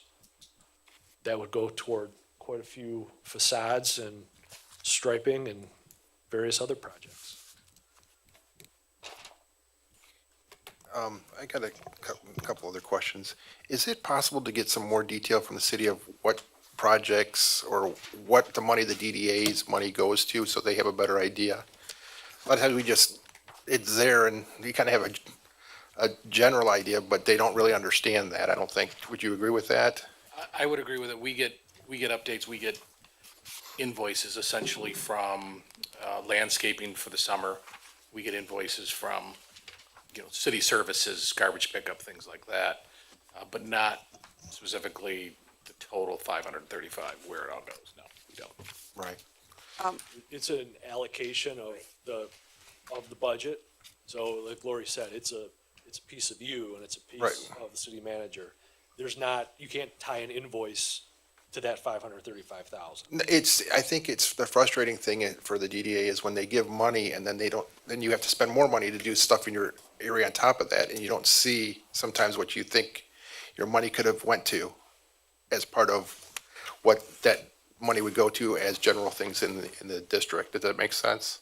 I do, and I think it's been explained to us, and correct me if I'm wrong. It's difficult to see that. The money goes in the general fund and it's just part of the big number. Right. And from there, it goes out from there. We've never had that. I don't even know if it's possible. That's what I'm asking. Yeah, I don't know. I mean, because I think it's like, we get water bills all the time, and we see this bill that continues to happen in the DDA. And we're trying to figure out, is there a way out of the $500,000 that we can say, out of that, we're gonna retire 2 water lines in that amount of money too? That you see some things that the DDA would like to see happen, that'll happen within that 500,000. Does that make sense? It does, but the $535,000, that's not the DDA. It's totally different. The money that we allocate towards DPW is more for, and I don't know, Ed might be able to explain it better to me. It's more for services provided. It's a base, and I apologize, I should have brought something like that with me. But when we have extra things that we have done, such as they come and do cement work for us, that's above and beyond the small little part of the $535,000 that DPW gets.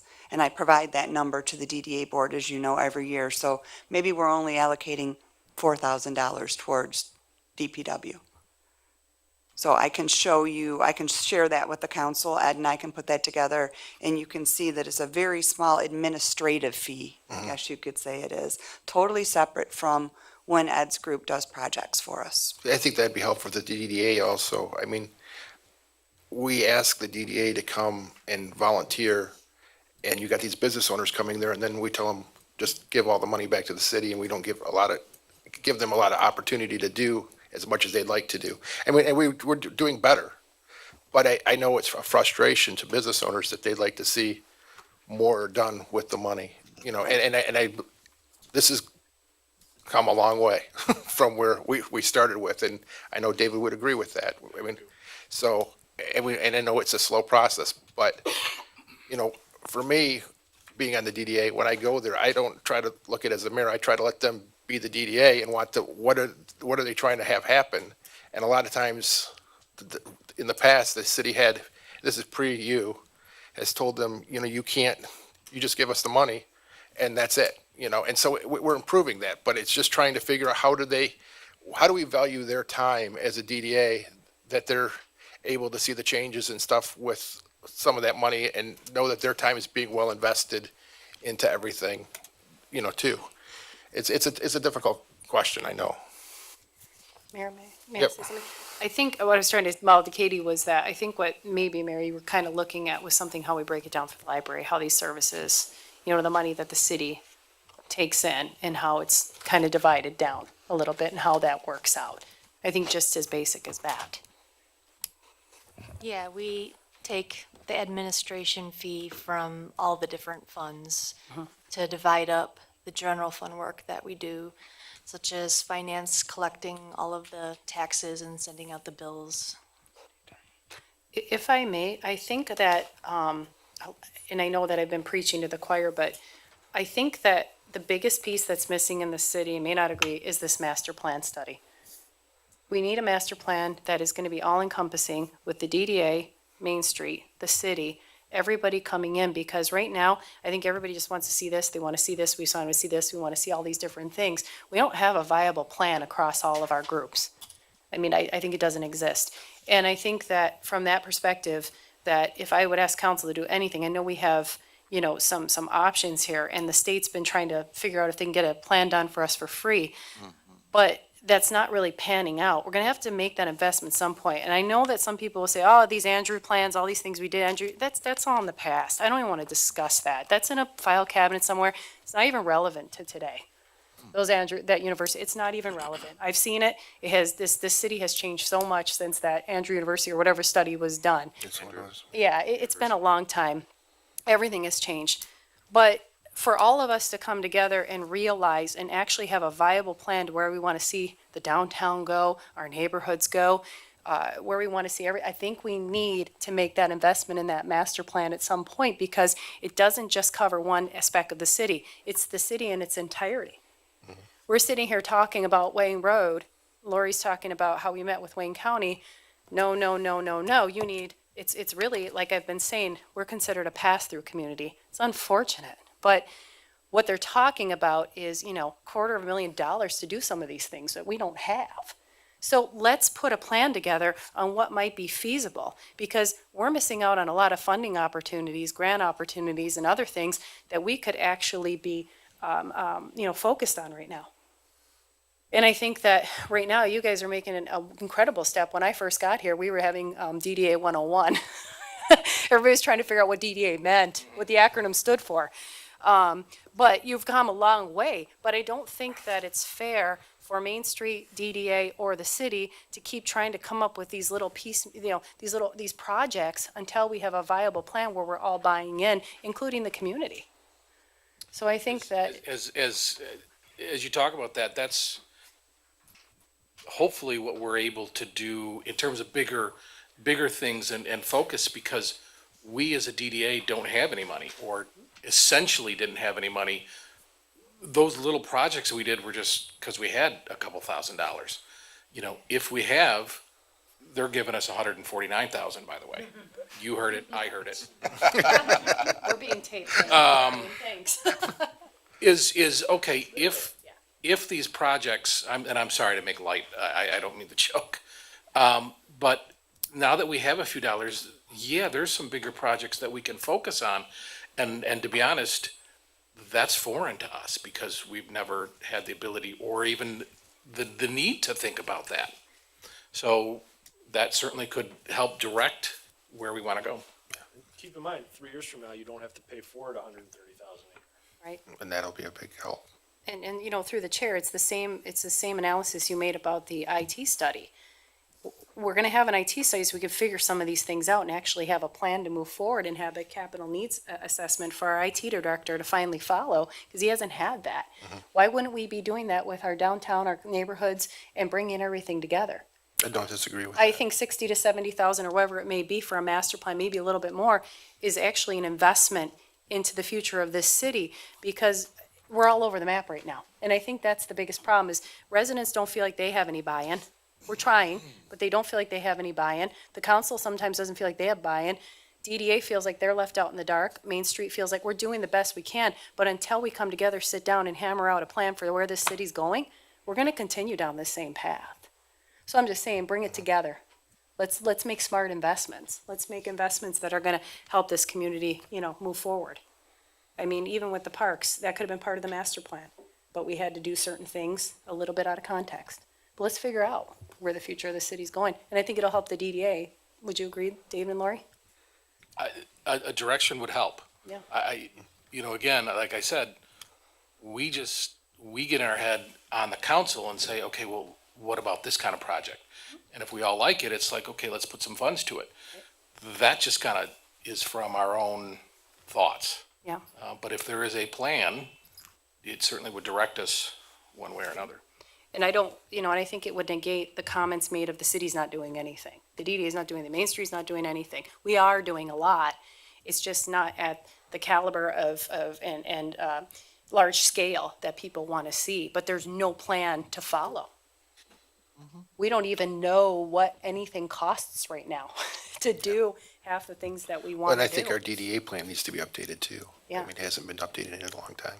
Yeah, just if I could add one last thing, I want to remind you that this master plan update, as well as looking at our zoning ordinance, is a requirement for us to become RRC certified.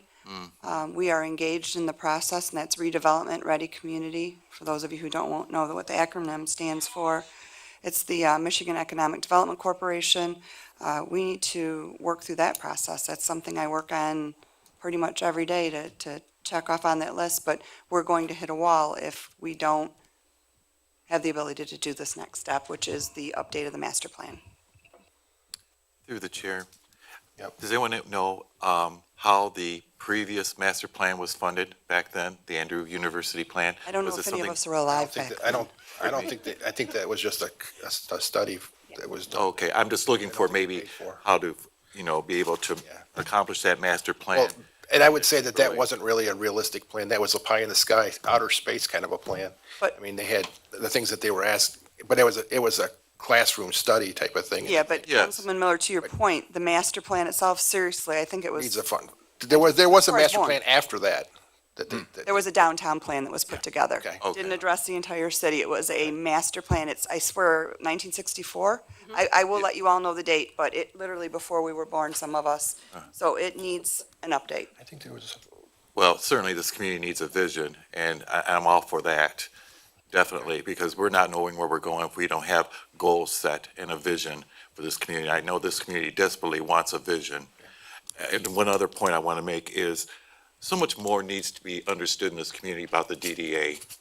It's taken me, quite frankly, 4 years to try to wrap my mind around the complexity of understanding the DDA. And I honestly think it's such foreign material in this community. And it's sad because, the DDA is a very important component of this community. And somehow the DDA needs to become more informative to the community. And I don't know if, in the future. I can cover that one. Yeah, go ahead. Yeah, so there's a DDA in every single community. Yes. As you know. So, basically, it's the role of the DDA. It's very simple. It's the role of the DDA to take the money, the tax money that's collected from the businesses in the district and reinvest it back into the district, whether it's through infrastructure, obtaining blighted property, assisting with development. It's in a nutshell, it's the role of the DDA to reinvest that money and help grow the downtown. It's very simple. Thank you. You're welcome. I don't know if the council would agree with that. Could we have the city manager do an RFP on that for a master plan so we get an idea what the cost would be? And then we can kind of see if there's something we can do into the budget. Will you guys be opposed to that? Not at all. Okay. No. It was mine. There's $149,000. Don't come looking for it. I saw David write it on his hand. No, it's on, not only is it on tape, it's on paper. You want to sign this? Can I get? Any other questions on DDA okay, we're good. Thank you, David. Thank you. I just want to note that we are running a bit behind schedule, just so you're all aware. Talk really quick on this next one. All right, I will make this. This is Community Development Block Grant and Funds. As you know, this program, the last probably 10 years, is no longer in place. The commission voted a couple weeks ago pretty much to reconfigure the entire program. So typically in a year, the block grant money that we would receive from the county, they are a pass-through to us, was about $127,000 to $137,000 a year. That money was utilized for code enforcement, senior services, and administrative fee. We've used it for demolition, and we've used it for fire service or fire equipment, fire station improvements. Moving forward, we will no longer be getting that money. We will only receive $20,000 a year. Currently, we have a housing rehab program in place as well. That is not going to go away. That will be funded through the county. We haven't had a whole lot of people take advantage of it, unfortunately. I have talked to a lot of people, but when people realize the lien's going to be placed on their property, they tend to shy away. That still will be available, administered by one company. There are 34 communities that will have $450,000 to split up. That money will be given out to the residents of the community on a first-come, first-served basis. So basically, we have a couple of options. The $20,000 that's allocated is strictly for public service projects. So it's a pass-through, as I said. The city gave us special public service projects, they call them. So senior center staffing, senior transportation, ordinance enforcement, things of that nature, something that's going to have an impact on our communities, specifically in the low to moderate income areas. So as an example, in code enforcement, I typically allocate between 19, 20,000 a year for Brandon, which offsets his salary.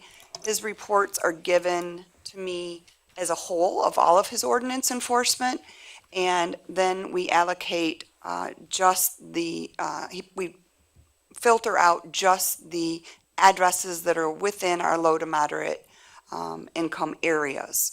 So that would be the decision that the council would need to make, is where they would like to see the allocation go for the public service projects, and determine how we're going to fund, whether it's, the fire service, or we're going to fund senior service staffing, ordinance enforcement, et cetera. So that's pretty much, that's it in a nutshell. Unfortunately, this program as we know it is going to be gone. The good news, and I'll wrap up with and take questions, a lot of communities were very upset about this. We were very excited about it in the sense that we now have the ability to apply or write an RFP and potentially get $200,000, $300,000. The minimum allocation to the communities is $100,000.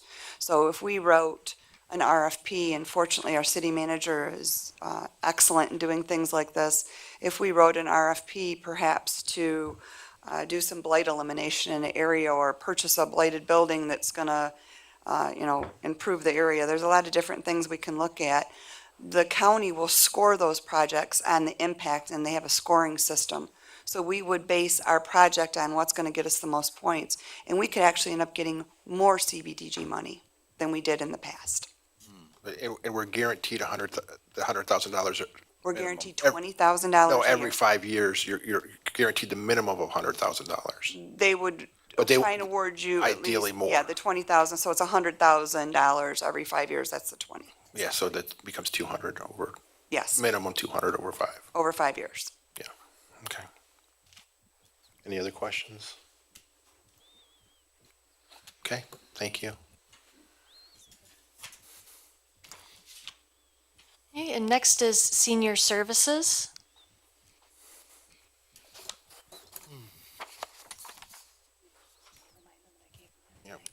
Everybody, and the council, you guys got a supplement before the meeting, so you might want to refer to that.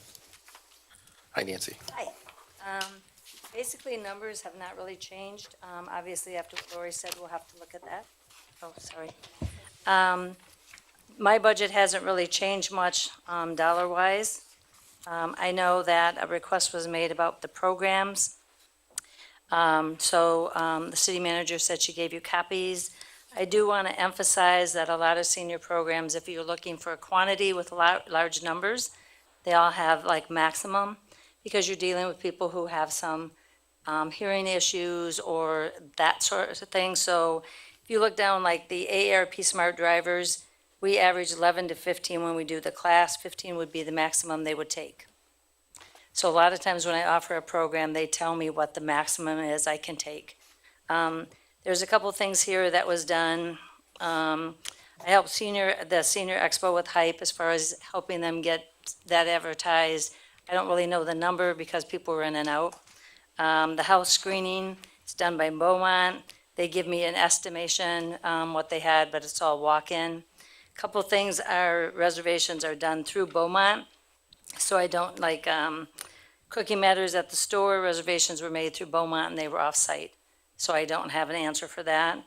But I do want to remind everybody that our senior services is only me, and I have 15 hours per week.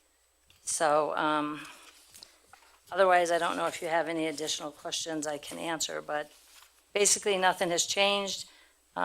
We do have more Meals on Wheels recipients than we had before. The guys drive about 28 miles a day. And they do it 5 days a week, and they do it, 52 weeks a year. So our client goes up and down based on that. I don't know how many people are familiar. We do get reimbursed 40 cents a mile from Wayne County. that goes into our transportation to offset anything like gas, et cetera. But everything else on mine is pretty self-explanatory, so I'm not sure if you have a question that I can maybe answer or highlight for you.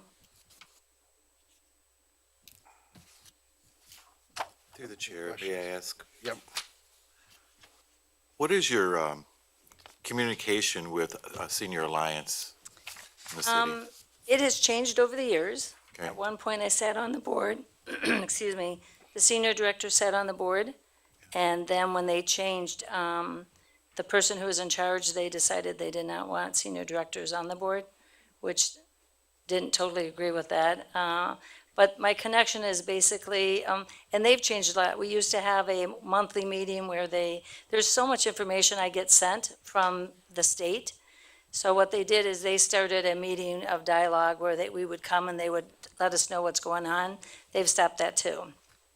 I used to have more connection with them when they had a chore program. So people would need plumbing or electric or something of that sort, but they've stopped that as well. So the only thing I have is if somebody calls me and I cannot answer it, depends on the client. Some seniors, I do the research for them because I know they can't handle the calling back and forth and getting put on hold or not getting a person. And I will call Senior Alliance to see if they can help me with that. Otherwise, there's not a big connection. Is there, through the chair, what can we do to reestablish, being that this is Senior Alliance, they have a campus in our community, that we can't reestablish some sort of more communication, being able to assist our seniors in this community, period? Well, keep in mind, they do a grant. I do get a grant from them for senior center staffing, which allows me to be able to have more hours and, program, et cetera. But they've changed how they work. So they also handle the 34 surrounding communities. So they do programs that do benefit our seniors. It just doesn't affect me. So if somebody calls and needs in-home care, I would connect them with Senior Alliance, and Senior Alliance would then send a nurse home, see if they qualify for, so I don't want you to think it's just not as personal as it used to be. It's not that it's a disconnect. I still deal with them, it's just not the same personal level as before. So, They handle a lot of the senior, Meals on Wheels and all sources of senior assistance. a lot of their grant money funnels down from the state or Wayne County through Yes. them. Yes. And then it will come through, like the holiday meals is a grant that they get, but then it's done by volunteers. The Meals on Wheels trickles down through the county, through them. So there's a lot of, connection without being the same where I sat on the board and I knew everything that was going on. It's just everybody's changed. Everything has changed one way or the other. And so, like I said, it's not that I don't deal with them and it's not that I don't work with them, but they offer programs that I could possibly not do. They have last-minute transportation. They have a Medicare, Medicaid counselor that will help people.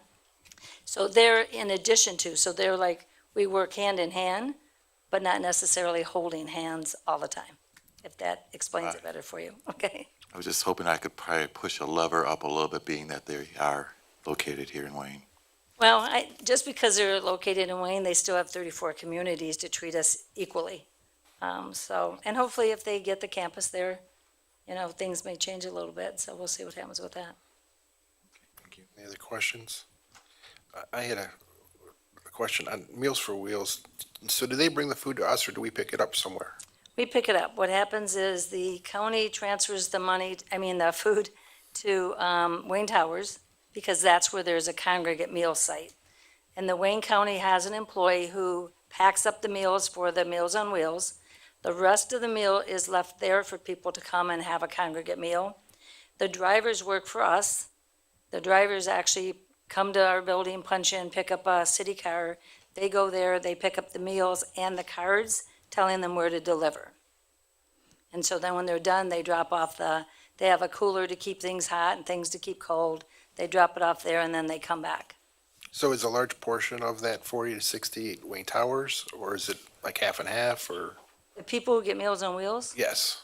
The people who get Meals on Wheels are not at the towers. They are all the people throughout the city. So that's 40, Well, the additional. 46, that's the people we deliver to. That's not counting So that anybody. Wayne, Towers has more on top of that. Correct. Okay. I don't know how many go in their congregate meal site. The congregate meal site is really supposed to be open to the seniors, but what happens, like with every place, if they show up that, like they have to make a reservation the day before. If they get there, somebody has to let them in the door. A lot of times, they don't know who they are, so nobody will open the door. They buzz the office, and you feel like you're not part of the group. So if you guys had lunch every day together and then I showed up, I would feel left out. So there's not many non-residents of the towers that go there for congregate meals.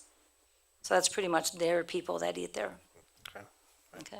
Through the chair, yeah, is, I know it's a big complex over there, campus, you know, I've seen their rooms and everything. Do they have like where they have activities for senior citizens every week where the senior citizens in this community can somehow get together or get out of the house and, you know, utilizing our transportation system to help try and provide that basic kind of a connection service for our seniors, just to, they would love it, you know? When you say we have a big campus, who are you talking about? Senior Alliance now? or Senior Lone Alliance, Towers? yeah, the Senior Alliance. They do not do in-house activities.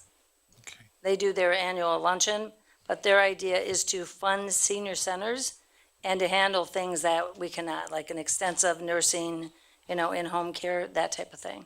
Okay. So, Thank you. you're welcome. I got a couple other questions. You have the, I see that you're doing trips, 5 per trip. Is that like a maximum? Why is it No, 5? that's actually gone down. Our trips have not done as well since we moved back to that building. Some of it is due to lack of staff, because we used to have travel shows, which brought people in, they got to see more about the trips. But we combine with other senior centers as well. There's not a lot of senior centers that do a bus and fill it by themselves. So we do combine. And I'm trying to get the trips picked up. If you noticed in the Kaboom, I've been putting the trips like at the front to catch their eye, and then they can always go back to hopefully get it going. But the biggest complaint I hear is we don't do a travel show, which they really like, because the tour companies came in and described all the trips in detail. The other thing is, many senior centers, their directors go on the trips. And that makes the seniors feel more comfortable because they have somebody they know. I do not do that. That's what I was wondering, if you were able to do that, because I didn't I figure do with the not. time that The you. only time I've gone on trips is if I take the day off and I pay for the trip. Okay. Then I guess the last question would be, for me. If, with the funding that we have, if we're not able to fund the senior program, what's the impact? I don't know how you'll handle Meals on Wheels. Okay? Information and referral, I get a lot of those where people call and come in to, you know, or they don't know where to go for help. All the programs you see here that educate people, you will not have.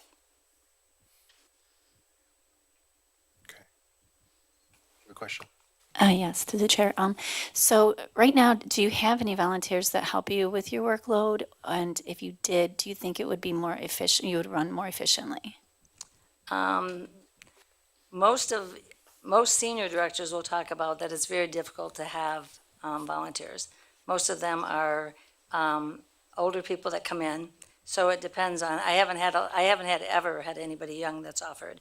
At one point, I had some kids that used to come from Madonna, and they would come through and they would spend like a day or something and help out. The biggest problems with that is trying to get somebody trained. Now, if they just took the phone, you know, answered phones and took messages, that would be great. I don't have a spot for them right now in the office because I'm over there. There's no extra spot to put anybody. But I have on and off. I have somebody that will call and they needed time before, but it's been a while. It's been a while since anybody's come in and actually helped and did it. And a lot of times the problem is when a senior finally gets up the nerve on some cases to call, they don't want to hear they'll call you back.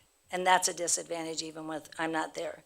Because I may have a senior who has a grandson who lives with him and it's an abusive situation and they call. And so those type of calls, you hate to say, like when I go home, my phone system is set up so I can actually look at my phone on my email. And I do it on and off just because I feel bad that I'm not there often enough and I'm afraid I may get a call that is important that I need to answer right away. So,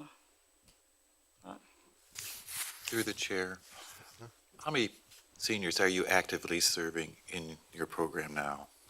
I can't give you a total number except for by this breakup, because some of these are duplicated, some are not. Okay. But if you look at the programs, like I said, some of the programs I have, a couple times I'm doing it a year because we fill up.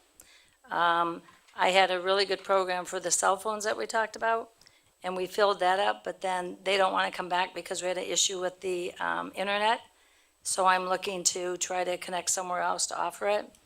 But most of the programs that I offer, the reservations, when we make the reservations and they give me a maximum, we usually fill up with it. So if that's the case, like, I have one Thursday, and we're offering it again in June. So anybody who calls, I can tell them they're booked, and we're gonna offer it in June. So but to give you a total number, I'd have to add these all up to tell you. Anybody else? Through the chair. So I see at the top here, it says you work 15 hours a week. Is that accurate? Yep. That's what I you're get allocating. paid for 15 hours a week, that's Okay. not accurate, if that's what you're asking, no. But the times you're in the office is 15 hours a week, roughly, give or take. That is the hours that I'm scheduled to be there. Okay. Paid for. That is not, that's not, so basically, say, the office, I go in 9:30 to 2:30. Okay. Some days, today I was there till 4, but I didn't sign out, I signed out at 2:30. So, Gotcha. And it sounds like most of the time what you were kind of saying earlier, a lot of your time is spent doing the informational and the referral. Did I kind of catch that right? and calling for programming. Okay. And making flyers and sending them out to the local, like Eagle, the Dispatch, the Observer, so that I can get it promoted. So it's a variety of, it depends on what I have going and what I need to do to prioritize at the time. So on a given day, do you know about how many people you deal with, roughly? Today, If you had to say an average. Okay, well, today I had 5 people in the office Okay. to talk to me, and I had about 15 phone calls in 5 hours. Anybody else? Okay, thank you. All right, thank you. Thank you. And I just wanted to add that with the CDBG funding formula changing, it will be something council will want to think about with that 20,000, if it's going to senior services as it has been, ordinance or fire. And next up is finance. I am requesting in my budget to increase the hours for one of my part-timers who currently works 10 hours a week and increase them to 28 hours a week. They work on our miscellaneous receivables, but they're also a floater who helps in other areas in finance and is cross-trained in many things. For example, the past 2 days, they were helping cashier all day long since water bills were due. We've been focusing on improving processes and technologies. One process that we're working on improving for this month is sending out our water bills as a one-page water bill instead of the postcards. So as long as everything works out, that should start at the end of this month. Also, we're moving to have a P.O. box for our water bills to help with processing the payments faster. Did you have any questions on my budget? Through the chair, just out of curiosity, what's the difference in savings between a one-page water bill and a postcard? There isn't a very big difference in the price. Postcards cost a little less to mail, but it saves in man hours of printing them on the postcards and tearing them apart. Also, the postcards have been getting stuck together, I've heard from residents, so that's one reason we were looking at the one page. Through the chair, one other question is, like we were talking earlier about ordinance and what kind of technology applications that we could utilize to try to be more efficient, productivity in that department. Any suggestions or ideas that some technology that we could try to look at to applicable for our building system? I've been very focused on the bill, printing the one page and the lockbox for the payments, so I haven't looked at my next project yet. I'm just finishing those two up. I appreciate that. Thank you. I got a question for you. When you're referring to the one page, does that come in an envelope then? Yes, with the return envelope as well. So would that give us the ability to put some things inside of that envelope in addition to the bill? I can imagine that's possible. I'd have to check with the printing company we'll be using. Okay, thank you.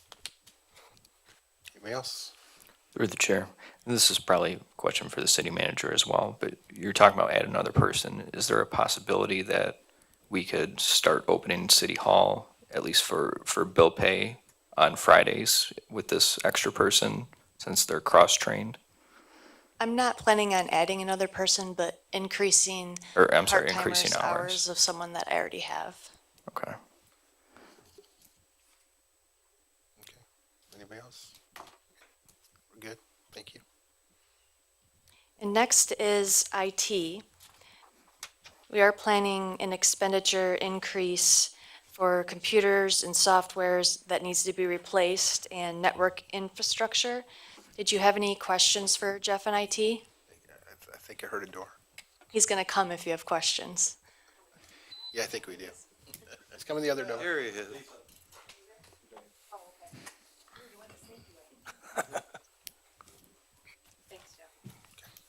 Is, if I can, this is in advance to the assessment that's not been done yet, correct? Correct. So this is just broken stuff. Right. Okay. So ideally, we may need more money at some point based on the assessment. This number probably is way low.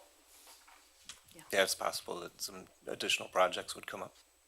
This is another one, through the chair, this is another one of those areas where I'd like to give Jeff an ability to build a capital needs assessment so that we can start addressing these year by year, but also as computers and as technology starts to become obsolete, make sure that we have that plan going forward, because one of the things the city is missing is those long-term plans. I think the only area we've been doing well in was water and sewer, in making sure long-term plans are done from that perspective. But in other departments, I'm asking them to start to do things like this, so. Through the chair, Ms. Narsini, with Yes. regards to the recent approval of that grant, I had the impression that not only will it be able to cover some of the heating and cooling system, but also some other minor projects, and they were going to coordinate that with the IT. Was that something that they was going to assist in there in any way? No, Okay. the grant, thank you for asking that question through the chair. The grant specifically is for energy efficiency upgrades. Okay. Yeah. Thank you. You're welcome. Any other questions? I have a couple questions. And it might be, the city manager might be the answer for this too. And phone system, would this be under this? I think that's something that needs to be probably addressed here. If not, probably should have been addressed a long time ago, as you know. So what is the plan? What should we be doing with that?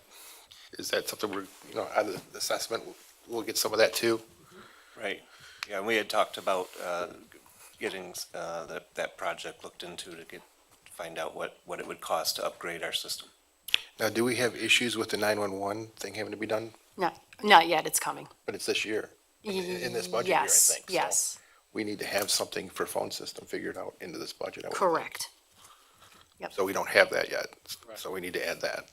It will be added, whether or not Okay. it's in What we're seeing. presented to you Yeah, or it's an okay. amendment later. Okay, And if I can, Jeff is meeting with the Plant Moran Group. For the kickoff meeting Tomorrow. Yep. Yep, we'll be meeting with them at 1:00, so Okay. we'll start that process and get it going. okay. I mean, are they able to kind of give us a number of a ballpark number we should be trying to put We in should there? have an idea of that. Okay, But we're not the ones that are selling a phone system, so you're gonna have to put it out to bid or. I understand, but just kind of a number to try to have at least something in there, then we can work around that. But if you don't have anything, you're in bigger trouble. Well, it would be part of the assessment. Right. would have an idea. Okay.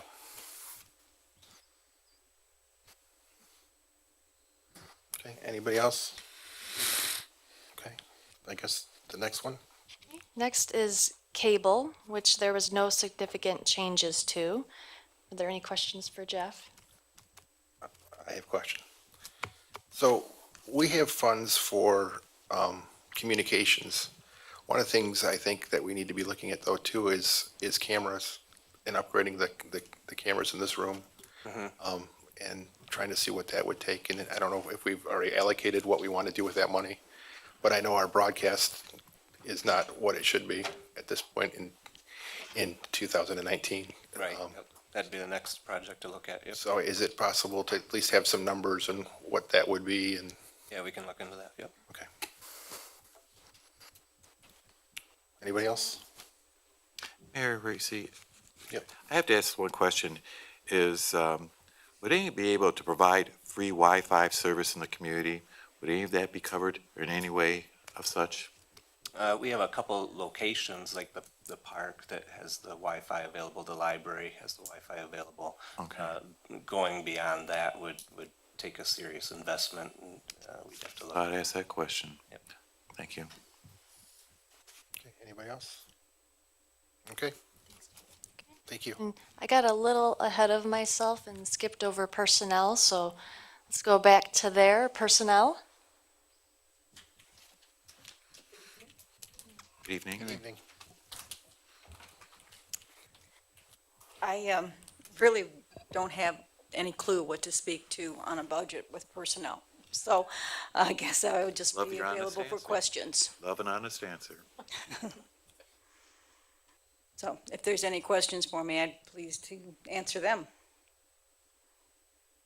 Anything? Have you, through the chair, have you been, and there was some difficulties in the health care payments and in communications with the retirees, has there been an improved communication with solidifying some of the misunderstandings of information and what have you regarding that matter? Yes, I spent a good part of January and February, and of course, the phone calls have significantly dropped as far as anything, and I've been available to all of the retirees, and yes, we've worked through the problems. There's been some challenges, but they are resolved. Thank you. I can't say 100%, but I can say that the majority are taken care of. And you are part-time, correct? Is that That my is understanding? Is there any challenges that we may be able to assist the personnel department in the future that you potentially see? Well, I can tell you that the city manager and I have had a number of discussions about that as far as the needs assessments. I mean, I'm still getting my hands around what needs to be done in the personnel area, organizing, straightening, and getting things straightened out and looking for areas of concern. So, yes, there's probably needs for another person or a part-time person or full-time personnel. But again, I would state that to put the city to put their eggs in the basket of one person in personnel, I think is a risk to the city. I think that there should be some support as far as cross-training and backup for personnel. Thank you. I appreciate that observation. Okay. We could certainly use that. Thank you. Anybody else? I wanted to just speak on the retiree issue.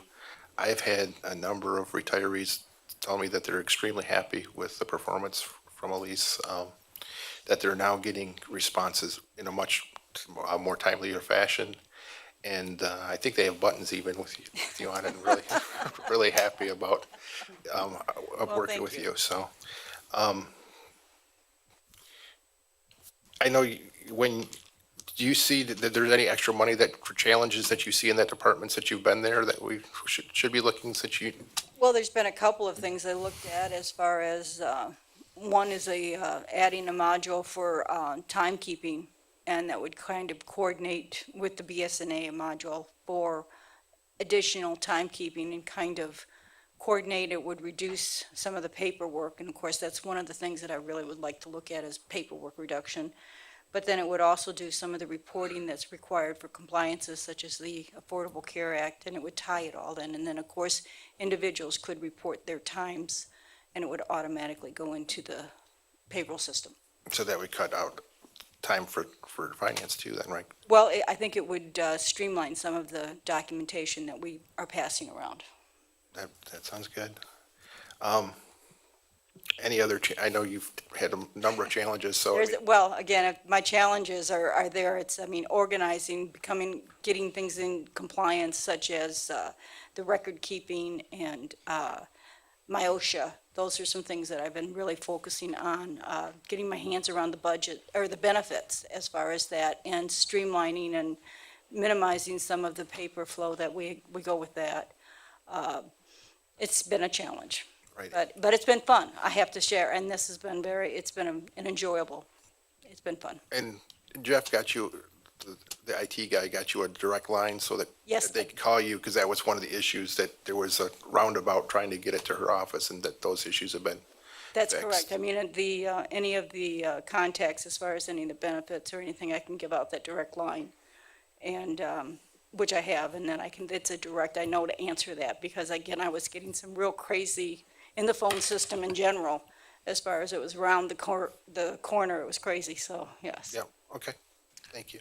Through the chair, real quick, you just said the word. I think streamlining is, is the overriding theme of all the departments within the city here. They're just trying to figure out how to make things more smoother and cut out the red tape. That theme just seems to override with the ordinance, and you just brought it up, and with Ms. Sample expressing, trying to find ways of how we can streamline our whole process here in the municipality. And that's really fundamentally important for our residents as well. So I appreciate that. I've received the support from the finance, Katie, and city manager as far as trying to identify areas where we can reduce some of the paper flow and streamline. I mean, Katie's been extremely supportive, as Lisa has, so again, it's been extremely beneficial. Great. Keep up the good conversation at those meetings, You've got it? at your weekly meetings that you have as department heads and stuff. Anybody else? Thank you. Thank you. Thanks, Katie. Next is library.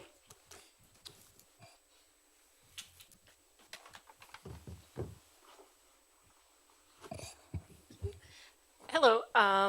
So the main changes for next fiscal year for the library include a decrease in capital expenditures, which is assuming that our roof repair is completed this fiscal year.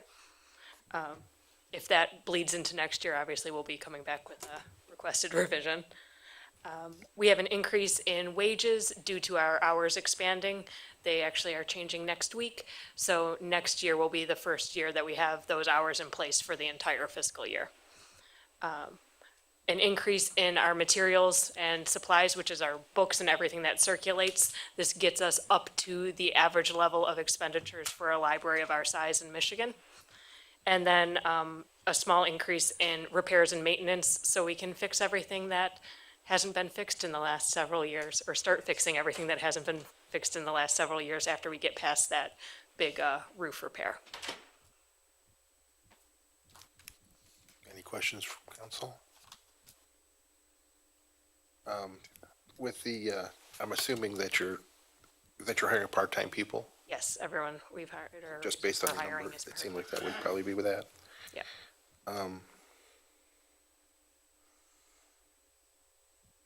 Guess I have no other questions. Everybody good?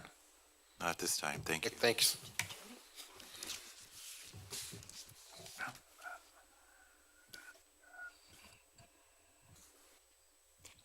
For our legal department, there is an expenditure decrease of 75,000 for lawsuit-related charges.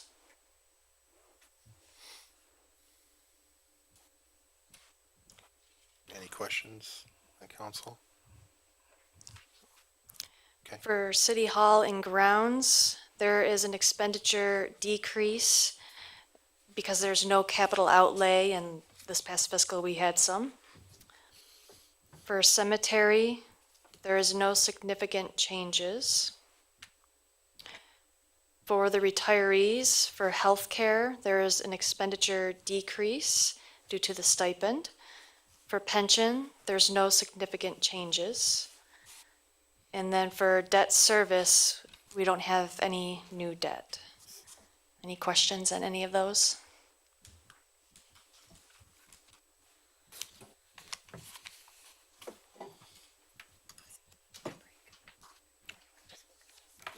Do we want to take a break now and then continue on from there, if that's fine? Yes, could we please? Yeah, we'll take it. Yeah, we'll take a 10-minute recess.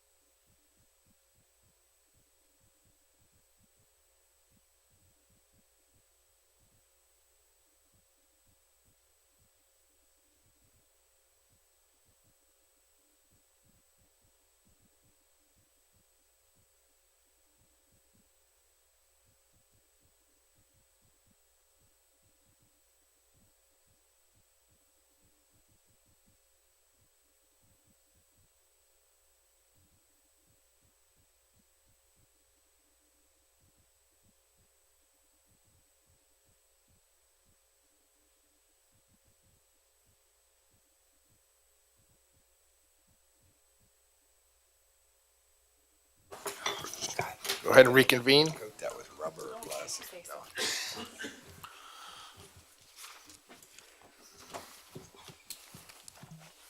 So next on the agenda is revenue. For our property tax, we have an additional library millage of approximately 350,000, which is restricted for library use. Our real property tax revenue is up 235,000. Personal property tax revenue is down 247,000. Ford had an IFT, industrial facility tax, which expired, which is why that is down. Also, our public safety millage of 1 mil to help support police and fire, that is in this 2020 budget, but it does expire on June 2020. So that means for the following fiscal, that is scheduled to go away. For our state sources, our state shared revenue is 2.065 million, which is a 3% increase.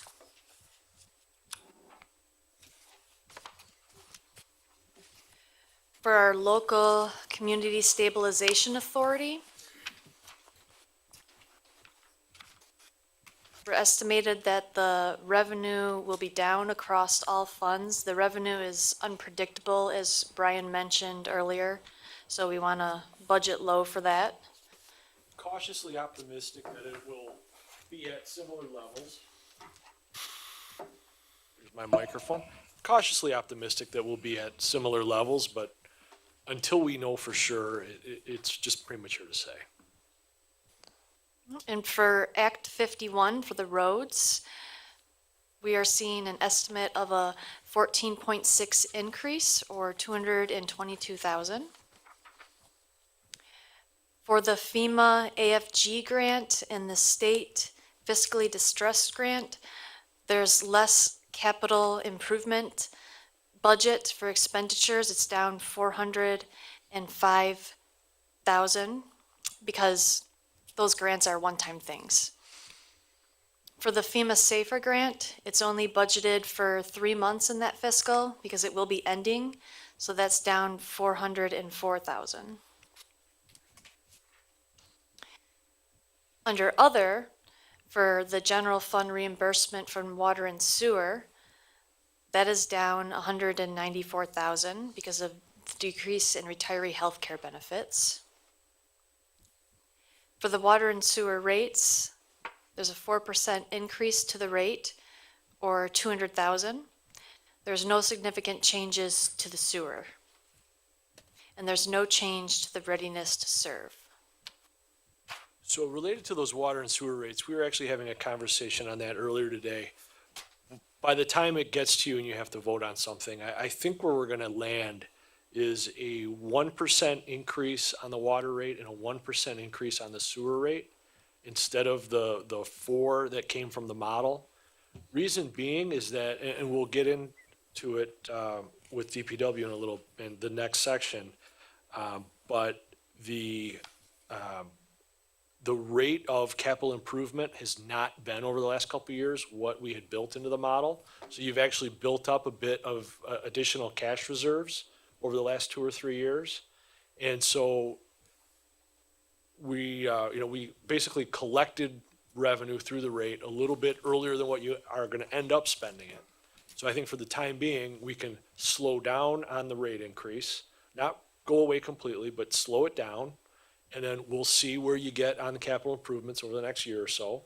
And then next year, we'll update the model again, as we do every year. And then that might say, well, now, based on what you've done and now what you're planning to do, maybe it should go back up to 3 or 4, maybe 5 over the next 5 years. But let's spend some of that money on the capital improvements and do the projects and the slip linings and the water main replacements. Let's do those and then see where we're at with the cash position. Because 2 years into the model, you're about $1 million in cash ahead of where we thought you'd be, which means you're $1 million in repairs behind where we thought you'd be. So I think that's where it's gonna end up, but we'll definitely explain all that before you vote. Any questions on the revenue section? I have one question. And I don't know if I'm going to say this the right way. Have we looked at, are we paying the right rate for our water? You'll have to help me on that one. It's been a while since we had Gliwa out here.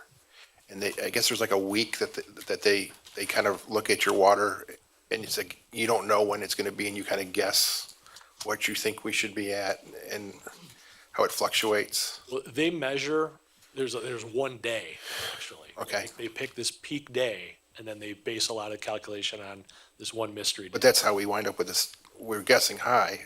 Well, no. It's totally separate. So Gliwa gives us a new rate every year. So they give us our increase. In fact, it's come out already. I think it's 6%, Yep. 6.8% on our cost. Okay. But the day that they measure that peak is a mystery, but the rest of the process is pretty. I know when they were out here, and it's been, I think, a couple of years, they had said that if we looked at that, we might be able to bring our water rates down a little bit just by looking at that. I understand that, but ours were, we were guessing high. It seemed like. I'm not exactly sure what you're talking about. Okay. See? Ed knows. Thank you, Ed. Thank you. You might as well settle in. So what Mayor Racy is referring to is that right now we're considered a peak day customer in Gliwa's eyes. Most communities are usually like a peak hour. And the reason being is because the way that my understanding is over all the years I've listened to some of the others that have been in this position, the meters that are at that pump station at Merriman and Michigan Avenue, there's the storage tower that's there that gets filled as well. And then there's other water that goes off to other communities from that point because we're kind of the hub. And there's other meters and stuff that take into account when they take those figures. So my understanding is what happens is they haven't been able to, for years, to figure out what our peak hour is because of the way the meter configuration is set up over there at the pumping station. And so over the years, the city of Wayne has never opened up our contract with DWSD at the time, and now Gliwa has never opened up the contract. Part of that being when Ford Motor Company was ramped up, they had to take into consideration that whenever they were doing anything to where they were going to use a large portion of that water. So that would fluctuate. So they always had like a cushion that the city had a cushion that they would rely on that said, okay, are we going to have, this all of a sudden this large usage of water from this other entity over here. So now what's happening is that Gliwa's coming through with the transmission main. It's going to be starting up, I believe, this year, sometime where they're starting at Glenwood and Vinoy.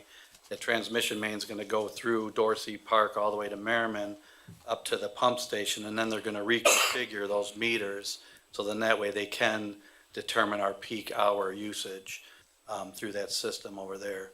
So part of that, when I've talked with them down at the meetings I go to downtown for that, I talked to their finance guy as well, and they understand and know because everybody else has already opened up they were trying to get everybody on the same contract opener, all the communities, so that they're aligned at the same year that they open up all the time if you wanted to. And so what Mayor Racy was referring to is that there is this, you kind of gauge how much is your usage, and then you base it off of that kind of and say, okay, well, Gliwa will still make sure you have a little bit of a cushion, because if you don't, then you kind of go over that, then you end up paying, I think it's some additional fees as well, or like a fine almost, because you've exceeded your allowable, what they've had decided to make, at the water treatment plant for us. So those things are in the works, and I've talked to Lisa already as well, and some others that at some point we're going to probably have to open up our contract with GLEWA to kind of get on board with all the other communities that have already done that. And that's going to take, but that won't happen because they know, again, that our meter configuration, they can't tell what those things, what that peak hour usage is until they do that. And so that's going to be down the road here, probably, the project, I think, is going to take a couple years, Mike, was that right?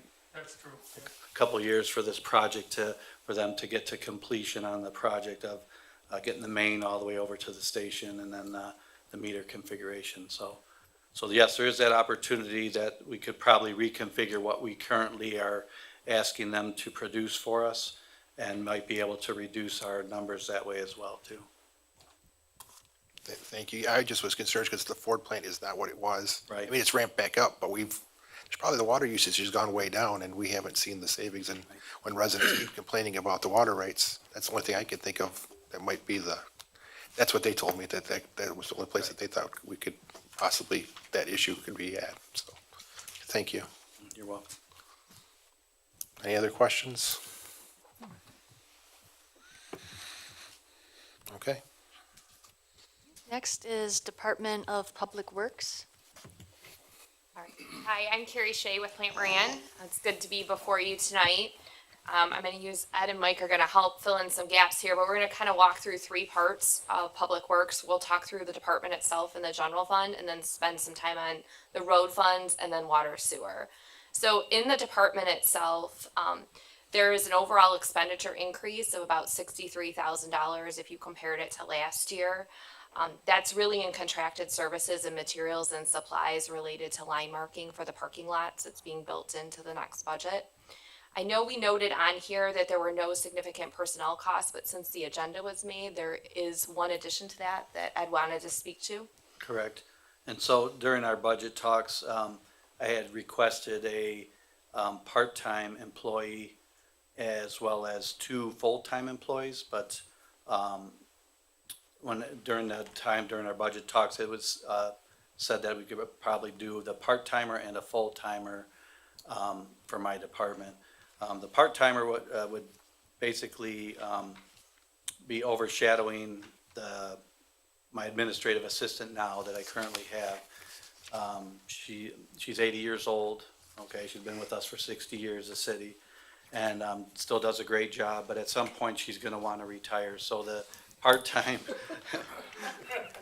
I won't let her, I keep her Maybe not. chained. But at some time, she's gonna wanna retire, and at that, we don't wanna be scrambling then to kind of get the new employee up to speed.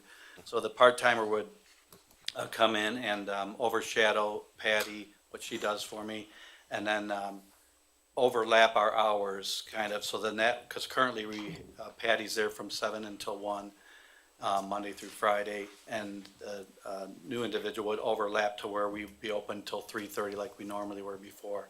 This would help out in the answering of phone calls, any service that comes up, as well as learning Patty's job as well. And then when Patty's ready to retire, kind of that new individual would be ready to move right in. As far as the full-time, it would be a laborer 2 position that I'm asking for, it's to help beef up our staff because we are actually working at a minimum of what we used to have. We're currently we've hired a contractor that has assisted us the last year and then this year as well to finish up the tree contractor that we use to help us get caught up. We aren't caught up yet, but they had done 55 trees for us and they're all down already, so that they're completed with that portion. But in their contract, we do have them hopefully slated to do, but like any other contract, to where we can use them with the pricing that we had originally agreed upon for the next several years if we needed to, which we already are anticipating a stump grinding and things like that of those 55 trees, because that, not only those 55 trees, we already had another 30 or 40 trees that we removed ourselves that have stumps out there, so you're talking almost 80 stumps that need to be ground. So with some of those things, with the new employee, we want to get them in and start to create a new foundation because just like the rest you know, some of us are getting to the point where we are getting closer to retirement ourselves, as well as creating that new foundation and getting them trained, and the amount of time it takes to actually get somebody up to speed, it takes a little while. So we want them to come in and be able to start and get them trained up as well, this new employee. And then at some other point, we have some plans to do some other things, but that's going to require additional employees as well, full-time employees in my department. We currently also, our mechanic, we had one of my part-timers was our mechanic. He's currently off sick. We've got cancer, so he's been off for a while.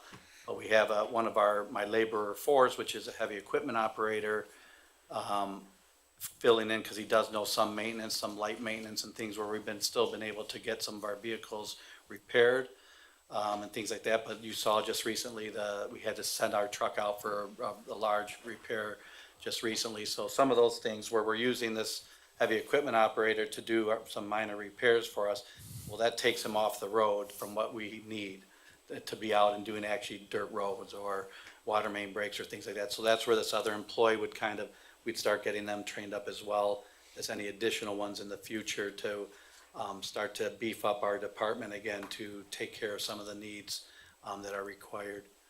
So those are the two additions that I was asking for, the part-timer and as well as a new full-time laborer 2 position.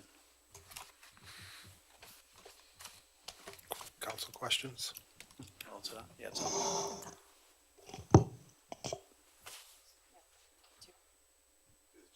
Yeah. To the chair. How are we at, I know last year, you really took and addressed some of the sidewalk issues, some of the neighborhood street issues. What plans do we have going forward in this coming year with regards to sidewalks and neighborhood streets? Good. So for our water main project on Mildred Street, we're going to be addressing deficient sidewalks along that stretch between Annapolis and Stellwagen. We have some smaller R&R road projects in various places in the city where we will address the deficient sidewalks in those project areas as well. Any other, what we do usually is for any sidewalks that are just in different areas throughout the city, like we had just done with the sidewalk program, that we are currently creating another list. Some of those sidewalks may get done with some of our restoration of water main breaks and things like that. So if those sidewalks are in the area of something that needs to have concrete poured, we usually try to, you pay extra fee if you don't get a full truck of concrete to come out. So a lot of times we'll look in the area and say, okay, what else do we have that we can pour at the same time, whether it's another water main restoration job or sidewalks, things like that. So we currently are creating that list again and putting people on that says, okay, here's how much, we'll create that list to see how much sidewalk we can come up with. Another question is, have we been able to assess our local neighborhood streets on identifying some of the critical areas within our neighborhoods for the street itself?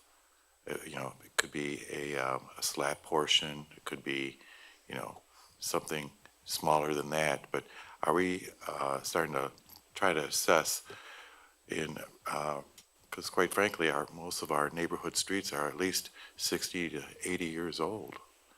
And they're starting to, there's portions of it, I won't say all of it, but there's some portions that need to be addressed.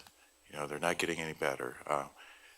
Are they getting to put that on your dashboard as well, other than just the sidewalks?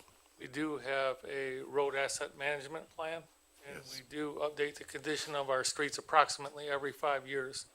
So we're pretty well aware of where our largest needs are, and we're trying to target that. Are we at You want me to? major and local right now, or? Yeah, that was our next section. Do you want me to give you a high-level overview, and then you can go into the project? If you want to start, that would be Sure. best. So on the street funds overall, so most of your funding comes from Act 51, which is the gas and weight tax collected through the You receive that on a monthly basis. The estimates for fiscal year 20 are in the budget as they stand now. You're not spending all of that money as it comes in. You're accumulating some in fund balance, so there are dollars there to do some projects. Part of the challenge that the city has had is really more of a capacity issue because you have people working in 3 different departments to be able to service and get the actual projects done. But looking at the major street funds, so for 2020, the budget projects a surplus in that fund of $338,000. And they'll both speak to some of the projects that are planned. There's about $80,000 of capital outlay planned in that fund in a moment. In the local street fund, you have a surplus there of $31,000. So at the end of 2020, the projected fund balance combined between the two is approximately $3.9 million in those funds. And then I know Ed and Mike wanted to speak to some of the projects that are planned. Right, so that 3.9 million looks like a big number, but that goes very, very fast when you're working on roads. And our road assessment shows significant needs, more than what looks like it's available there. So as Brian pointed out earlier in our discussion, when we get to be in better position, we can think about longer, a more comprehensive plan perhaps. But the money that we have right now, we've broken that down into a 5-year projection with different projects throughout the city which will address our highest needs. And it's going to still be just barely taking care of the minimum. We don't have enough resources to address the streets the way we should be able to address them. Occasionally, we've had 10-year bonds in the past. We haven't had one of those for a while. We've been doing everything we can to be very careful with the money that we do have. We do have some money now, as was pointed out earlier, so we are going to address some areas. But really, those are going to be our very most critical areas. Any other questions? Mayor, I see one more question. Are all the cement work contracted out?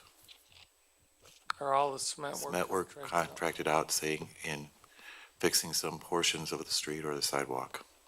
I'm sorry, I'm not understanding.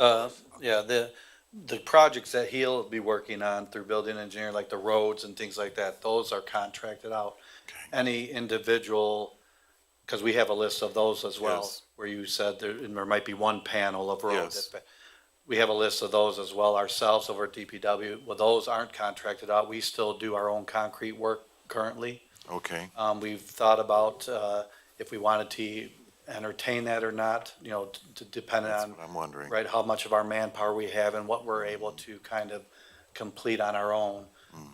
We currently just had a contractor come in to do some emergency sewer work for us. Well, they also do some of these other things that we know, that we're aware of, that they do for Westland as well, where they'll do concrete work or they'll fix a manhole or whatever. So those are options that we are looking at to see how we can better use our resources, whether it's our own employees or if it's a contractor, what's the trade-off gonna be, but we do have I appreciate that answer because that's exactly what I was seeking. Thank you. I just want to reiterate something that Mike had said. In council, you're constantly, I'm sure, hearing about this too, but we are basically, what we have right now is just, as far as road funding, it's just a Band-Aid. All we can do, we have a Band-Aid fund for our roads and infrastructure in this city. And while we would like, I will say that, and I've always said this, while this staff and this group always wants to take care of the residents, we don't have the resources to do it. Every time that the state gets involved, or every time that, there's money available, it's basically, we get the scraps thrown to us. It's always that small percentage that is given to us. And we always talk about, we always throw this number out, it's probably more now, but like to redo an entire road, it's like, we always use the $1 million a mile to redo a road completely. $1 million. And we're talking here about a couple $100,000 that we have available. It's a Band-Aid. And in our state, And with all the plowing and all the things, I mean, these roads just get ripped completely. So when they're out patching and doing the things that they can do, we know we're putting a Band-Aid on. We're not fixing the infrastructure. We're not fixing the real problem. We're not doing, as, you said, Councilman Miller, putting the cement down the way that we don't have the money to do it. And I'm terrified because one thing that we all have to be thinking about, and it is coming, is we have another recession coming. It's going to hit again in the next couple of years. Everything is going to get hit again. And the feds are going to take from the state's going to take from the locals. And so, I just want you, when you go out there, I know you have to deal with it like we do, all the complaints, but I want you to know that we do appreciate when you do defend the administration and the fact that we would love to go fix every road. It's just not gonna happen. It's not gonna happen until there is a revenue source that is viable, feasible, and makes a lot of sense. There's a lot of complaints about the governor's putting out there, probably because the state wants to take the majority. But you have to remember something, there's a lot of infrastructure in the state that needs to be fixed too. It's just a ripple effect, so. Mayor Racy, the chair, and I understand. I'm just, wanted to, try to, utilize some of that funding just to take care of some of those panels. I'm not looking for an whole new street. I don't think anybody is. There's just certain panels that, they are starting to deteriorate on some of these streets. And, to utilize some of that, street funding to replace those panels and call it a day. My street's good. There's that one panel at that end that, it hits the frame of the car.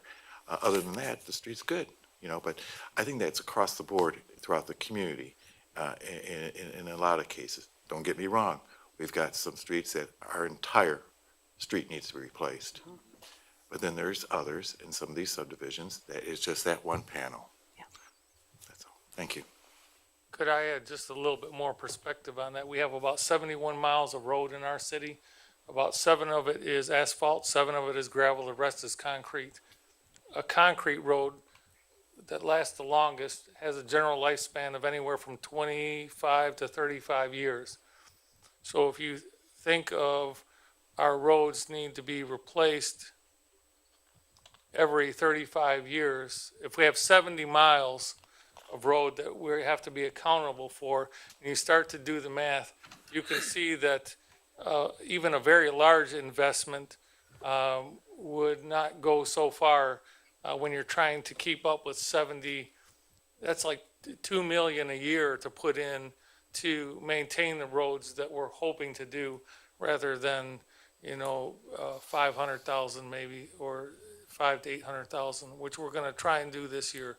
But it's certainly not going to still keep up, not even close. Through the chair, just point out, a lot of great maintenance has been maintained through the city throughout the years in many aspects when it comes to just going out there on that routine maintenance caulking, if that's the right word to use here, because that's what prevents a lot of the further deterioration of our streets. So just to point that out. We do have 2 types of preventative maintenance that we use. For concrete roads, it's called joint and crack sealing. And for asphalt roads, it's called overbanding. But they do help preserve our roads. And we have we just actually had a bid opening today for overbanding to work on a couple of our asphalt roads. Quick question.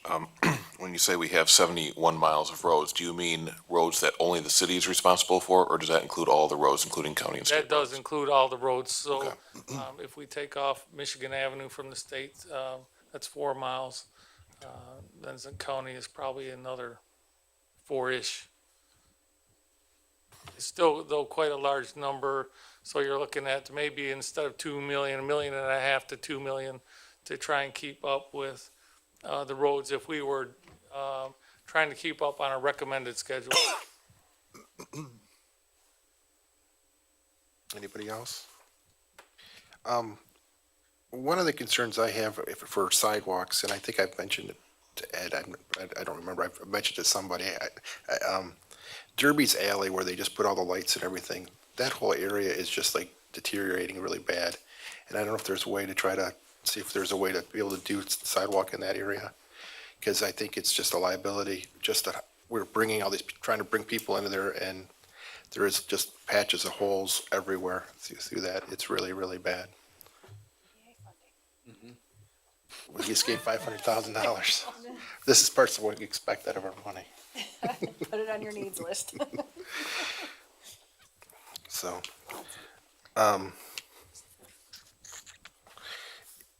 for the sidewalk fund, is it just calling you guys, or the sidewalk replacement? Did they just call? Is that the only place they can do it? I actually had a call this week about that, so. So we have two ways that we attack the sidewalks.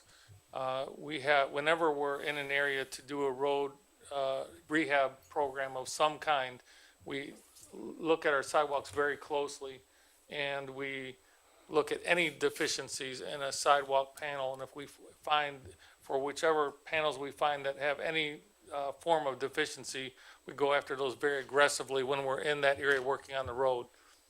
If it's not in an area where we're doing our road projects, the vertical separation in the sidewalk has to be kind of large, up to even 2 inches, before we consider that, before the state considers that an unnecessary trip hazard. So, if there's a very, very large separation, the best thing to do is notify DPW. They'll assess it, they'll add it to their list, for our next critical road project. We made some great success with that last, sidewalk project that we had. It went all the way through the city.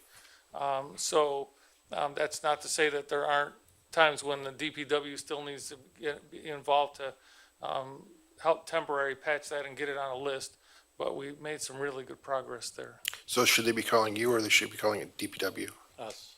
Okay. For the individual ones, that, like, if a homeowner in front says, hey, my sidewalk, we'll come out, we'll inspect it and determine what it needs. Usually if it's raised a little bit, we'll use temporary patch until we can get back to it. Right. As the fix, which is acceptable. Right. And then on the road situation, you're thinking probably 6 years before we're really able to really start tackling roads again, majorly, or is that still? I'm gonna leave that up to the finance people. I know in our current state, as we're looking at the next 5 years, we're just Band-Aiding like we've been Right. talking about. So, I mean, is that kind of what we're thinking? It's gonna take us 5 years as we're trying to save, or is, we still don't even need to have that as a? We need a revenue source. I mean, you could consider looking at bonding. Okay. And then tying some of your FQO money to the debt service on those bonds. Right. Okay, Until we come up with a revenue But source. other than that, I mean. That's about it. General fund's not gonna be contributing. to cover that, exactly. So the road funds have to stand on their own. The only other revenue source they could have would be long-term debt. Yeah, no, and we have residents in the tree streets where we got bad cement, and they don't even have curbs. They're just, and you guys are aware of it. And I know that in 5 years, I can't even imagine how it's gonna be gravel road. So we'll have more gravel roads. One of those 3 streets that you're referring, those 3 tree streets that you're referring to is on the schedule for this year. Okay, awesome. Okay, any other questions? Okay. So I'll just spend a quick minute on water and sewer to kind of summarize. We've talked about some of the key elements already. So one would be the fact that we'll anticipate the rate increase will be the 1% that Brian spoke to for both water and sewer. The model included a 5.9% increase from GLEWA. It's 6.8, is a little higher than expected, but as we said, you're ahead on the plan due to being a little behind on where you thought you'd be on projects. The admin allocation, the amount paid back to the general fund is going down $195,000 due to the retiree healthcare decrease. And then Ed and Mike are going to talk to, there is about $1 million in capital projects planned out of that fund this year. So we're just finishing a slip lining project right now. We have not received the final videotapes for that project that we review before we make payments on a large part of that project. So more payment is going to be made toward that slip line project that we're currently in, that we're finishing up, a substantial amount. We have a water main project on Mildred Street coming up this summer that Stantec, our consultant, is going to be helping us with. That's a significant project. And we're gonna go back, in the next, that water main project was actually scheduled for 18-19, and we're trying to get that underway early in the construction season. And then we'll go back, either at the end of this year, most likely back in the spring for another slope lining project. We have some more needs in that area. So, these capital improvement projects that we might have been, that we planned for that we haven't gotten to yet are gonna happen very soon. That should get us back on track a little bit there. And also out of that capital outlay, as you can see, we have a Vector slated to be ordered, which is, I think we allotted $500,000, as well as a sewer camera. I believe that's, we've been looking at them. It's over, you're talking over $100,000 for a new sewer camera. And the sewer cameras and the Vector are both work in conjunction to do all of our necessary maintenance on the sewer system, the sanitary sewer system. We currently, it takes about, when we were ramped up with enough manpower, 5 to 7 years to get all the way from one end of the city to the other end. And that's, starting from the city's in 5 areas. They run from Glenwood to Van Born. So we have 5 areas. Right now, we're in area 4 right now, doing televising and cleaning of the sewer system. So that's a constant that we're always doing. We do it at least maybe half of the year. Our guys are out there doing that, going from one area to the next. So the camera that we've had it for quite a long time, as well as the equipment that the camera is in. So not only the camera that I'm talking about, that we may need a piece of equipment that camera goes into. We've been trying to look at other options of equipment that we currently have on staff, as part of our fleet. But to put new equipment into old vehicles, one of them's gonna break down, then you're gonna have to do something with it at a later date. So I may be coming back as well at a later date for something for that sewer camera. But currently, we're out looking for a Vector right now, as far as because there's so many different companies out there now that offer. And so we want to try to make sure we get the best system that's made for our department, that we'll get the best use out of. And so we're currently doing that right now, because it takes a while. As you know, we ordered our 2 dump trucks last year sometime, and it's because of the production and things like that. It takes a while for them to get in. So we're starting to look now for that Vector, and we may be coming to you with bids and things like that to purchase a Vector and get that rolling, so that way they can kind of get it moving, so we can get it on schedule.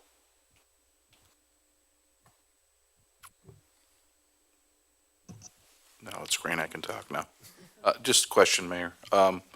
With the water main breaks we had this winter, slip line, non-slip line, are they all, how did they play out this past winter? We don't typically slip line water main. Okay. It can be done, but that's a little bit more challenging of a process. Okay. Slip lining is for the sanitary sewer system. Okay. So anytime we have a sewer system, that's what the televising that we do when we go in and we clean and televise sewer systems. We work in conjunction with building and engineering, so a lot of times we'll get together and say, okay, where's the worst sewers, the ones that are falling apart and things like that. So that's why the projects you've seen already being done, those sewer systems really needed to be rehabbed. And so that helps as far as, so we don't have any backups and things like that. Water main breaks, we usually have anywhere from 30 to 40 a year. That's about the average. Those usually just get, when we're repairing them, sometimes we'll cut out a piece of pipe if it's a long crack or things like that. And we'll put in plastic now, it's acceptable, thick plastic, it's about 1 inch thick sometimes.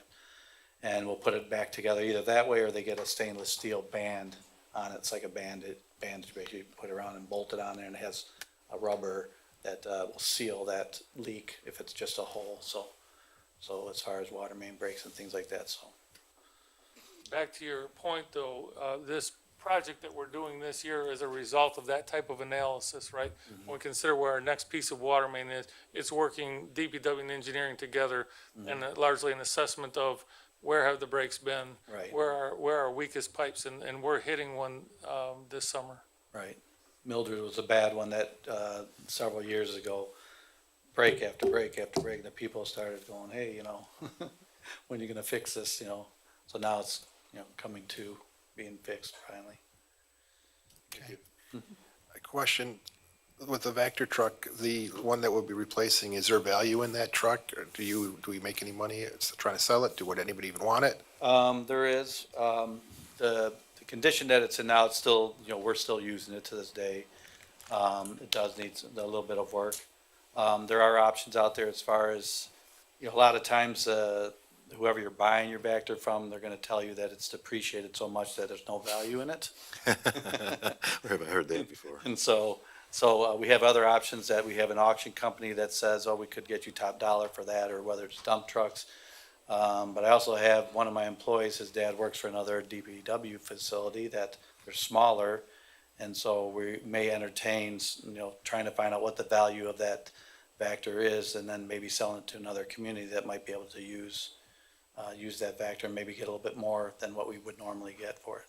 We are looking at all sorts of options about it. Mike wanted to drive it if you. Oh, that's right. I'm sorry, that was. No, we usually get our cars. Gets our from the police leftovers. department, when they're done with them, so I'm tired of that. I want that back. So, okay. But I do appreciate the police.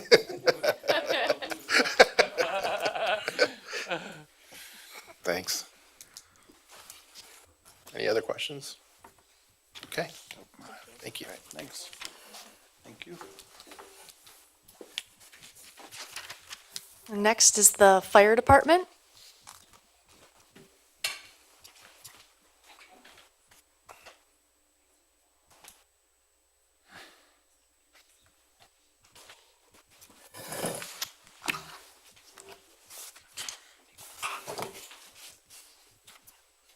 Are we kicking? All right. Well, good evening, Mayor and Council.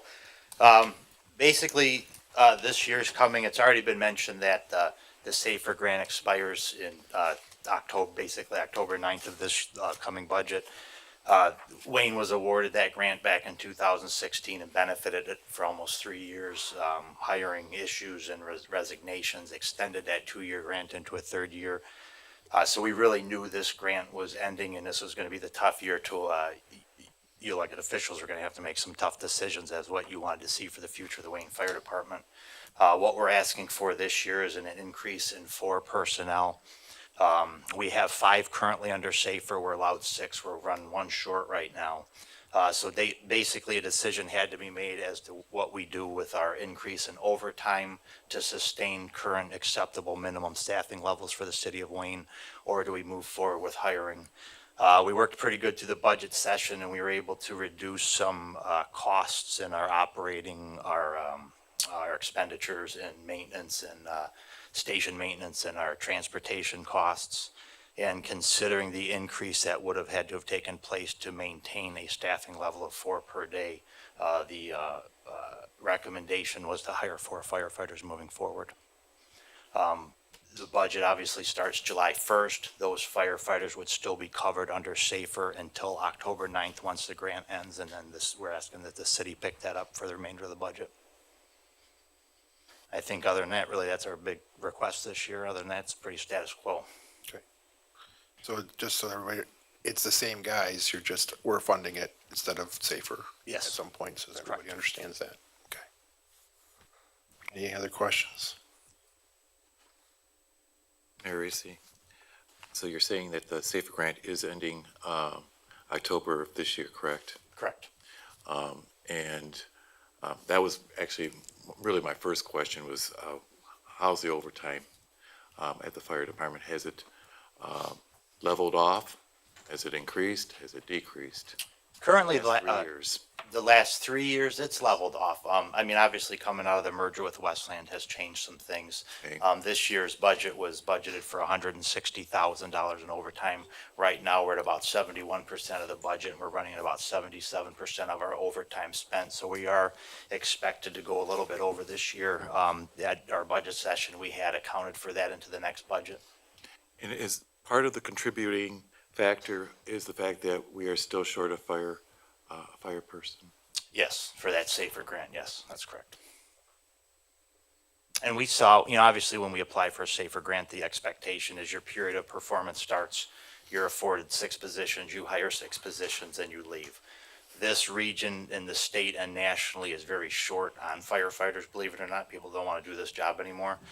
So we've seen a large transition of people coming, seeking, well, I'm only here for 2 years under grant, I'm going to go get a job somewhere else. So we've had that turnover period, which is why we've never fully realized the full 2-year period of having 6 additional SAFER firefighters.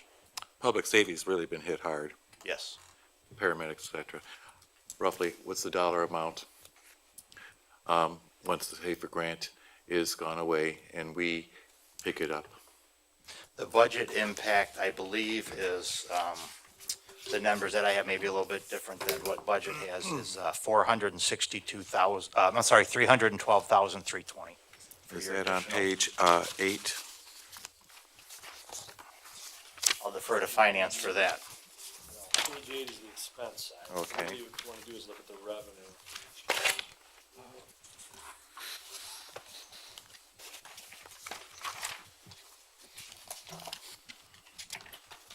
Bottom of page 2, Okay. federal grant operating.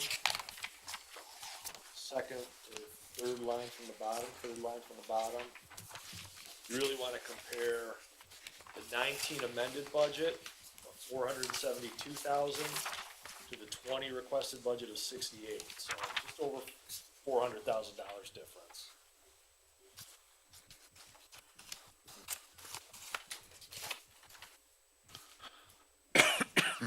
$405.225, $255.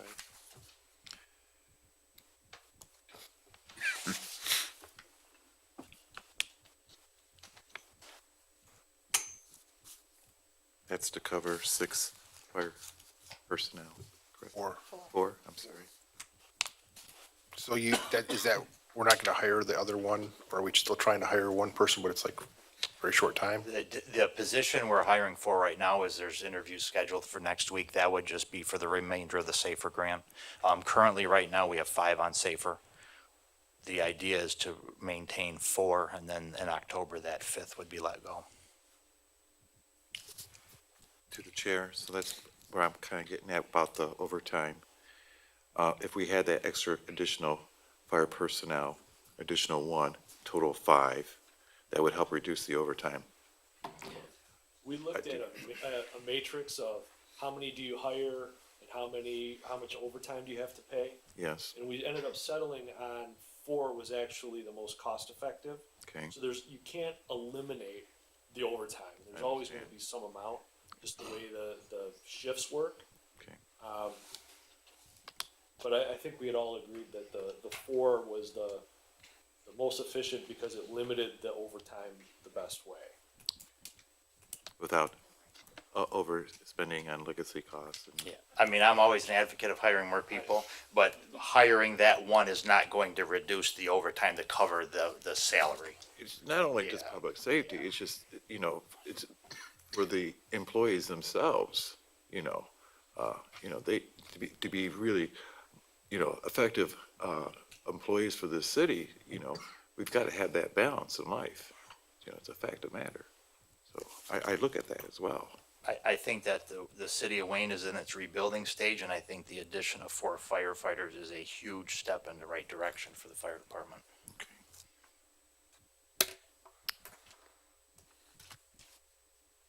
Anybody else have questions?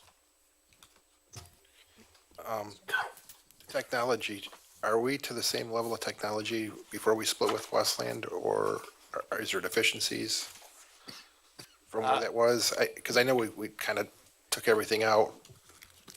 So one of the things that we do from Westland is Westland holds the license. So really, the technology piece comes from, yes, we have the laptops, we have the infrastructure, we have really the big thing for us is the encryption.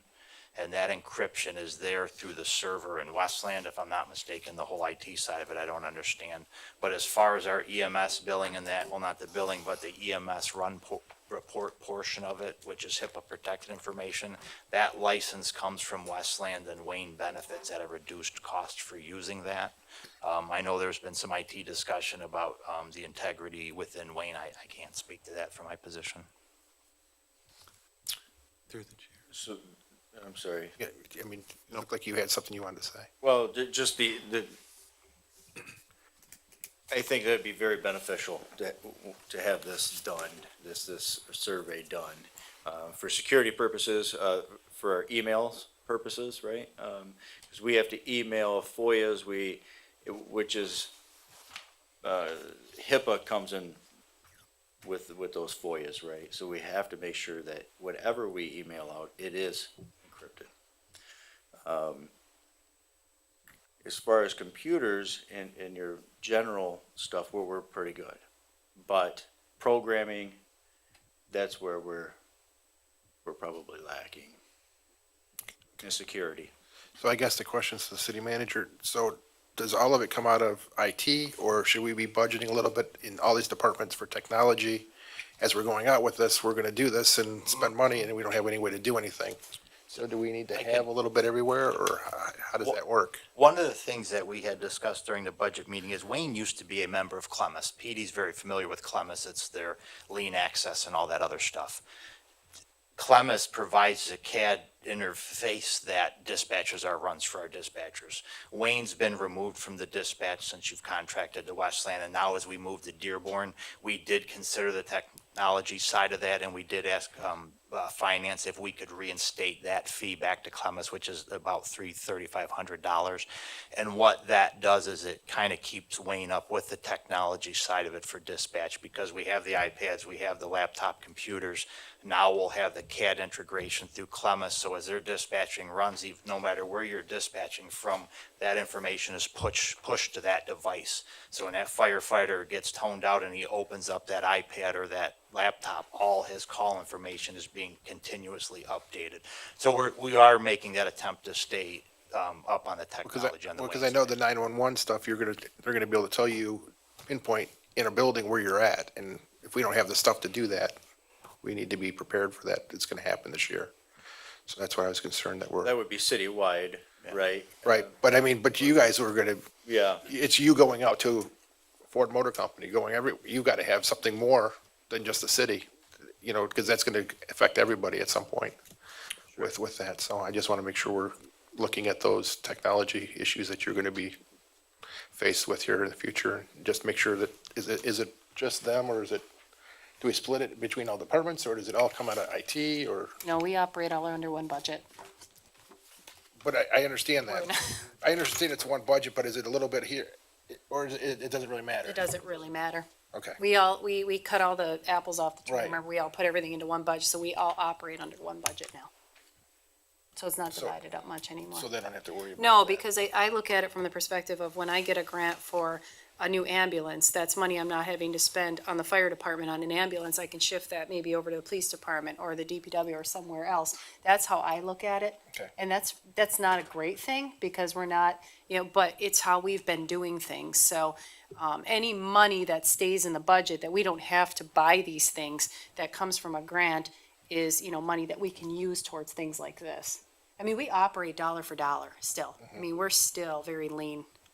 And when it comes time to pay for some of these items, Okay. it's going to be allocated to their department. Yeah. Or somebody else's department. We're not really, okay, okay, okay. Mayor Reese, the chair. Would any of the CDBG funds cover any of that technologies? Stuff? The program's going away. Well, I mean, would it have been in the past? I can't That was on really the- answer that because it's the CBDG, it has to stay at the station, right? Correct. So I don't know. We've kind of been I through that wouldn't be able to discussion, answer yeah. that. That'd be a better question for Lori. And then my other question is, do all the grant writing, including for the fire department, just go through Lisa Norsini, agency, or do you do any grant writing on your own for the fire department? We send it all to the professionals. So, yeah, we're basically, we do the data piece of it, and we'll do some of the narrative, but we have the benefit of her experience and skill set, so yeah, we certainly run it through her. So you basically kind of write it, and then she looks over it and approves it, or make sure that all the Ts are crossed to submit?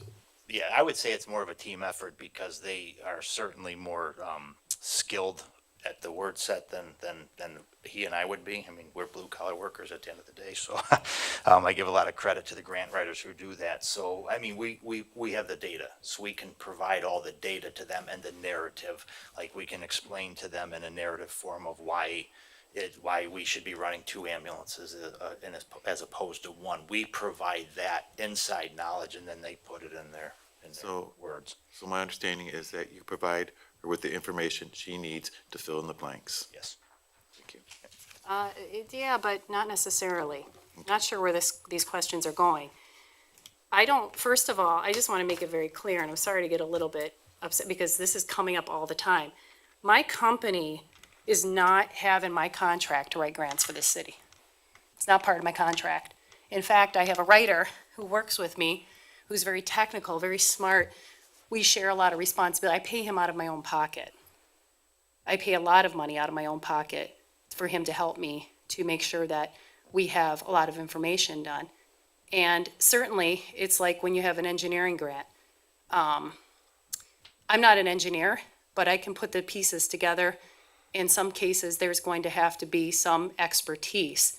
In the area of fire grants, a lot of it has to do with runs, has to do with response times. Those are things I know.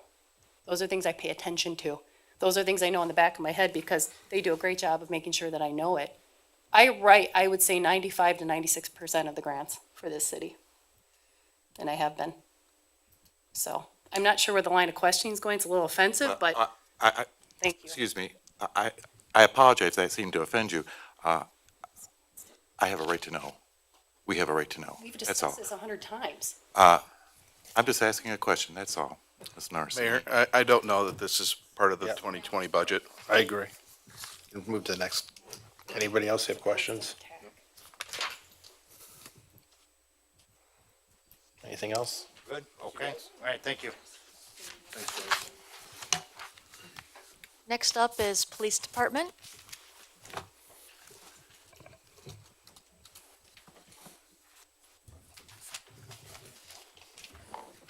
Good evening. Good evening, Chief. So just as an overview, we're budgeted for 24 officers this coming fiscal year. Right now, we have 2 officers in the academy. They'll be included in that 24. They graduate in May. We have 2 open positions that we're in the hiring process for. Increased wages and benefits that just is reflected based on the additional officers, the 2 officers in the academy who will be regular officers by this summer. Decrease in capital outlay. We did ask for a few things, but not vehicles. That's why it's lower. The main reason we're not asking for new vehicles is so Ford Motor Company is drastically changing their police fleet.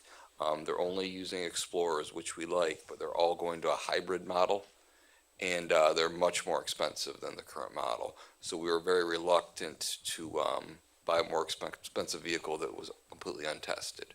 So, well, I don't want to say completely untested, but so we're not asking for new vehicles this year, but we'll certainly need them in the next budget, in the 2021 budget. Increase in education and training that reflects the officers in the academy. Increase in utilities. Hopefully that will be mitigated by the grant we just received to update our HVAC system.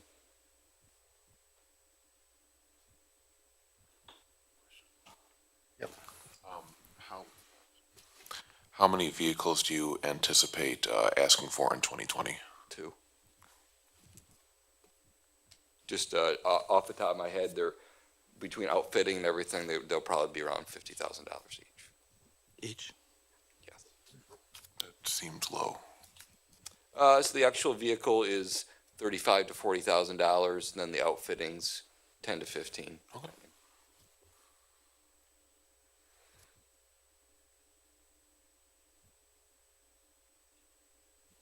Mayor Racy, through chair, if you have any more questions? Does anybody else have a question? Go ahead. Same questions as I asked about the fire department is, how's the overtime? Is it increased, decreased in the last 3 years? Has it improved As with far the as additional of the officers that we've incurred Sure. the last few years? You know, we've been able to do some staffing changes within the department to minimize overtime. We know we're on target as far as this year. Thank you. You really haven't seen a huge change because we just started to get new people too. Correct. So, So we're trying to settle in, and obviously we'll have the 2 new officers in the academy once they get out on the training, probably late fall.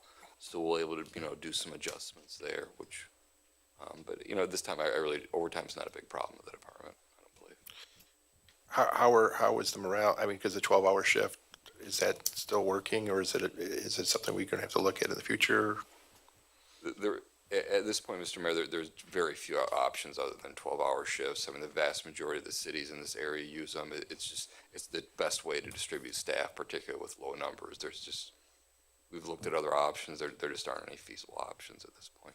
Do you see a burnout issue coming? When there was a great deal of overtime, yes. Overtime, particularly on 12-hour shifts, is very tough. You work 2 12-hour days, then you get called in to work a 12-hour day on your day off. Yes, that's very tough. But we've been able to minimize that quite a bit. Okay. Any other questions? Okay. Okay, the only topic that we put a pin in during tonight was street lighting. Are there any other street lighting questions? All right. Anything else that we should cover before we hit the gavel? I think we still have to do citizens' comments.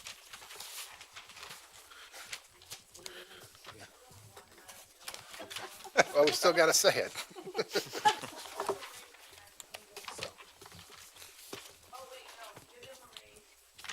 Yeah.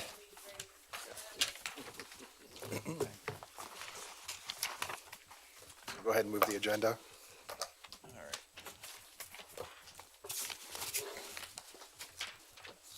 So we have no citizens' comments?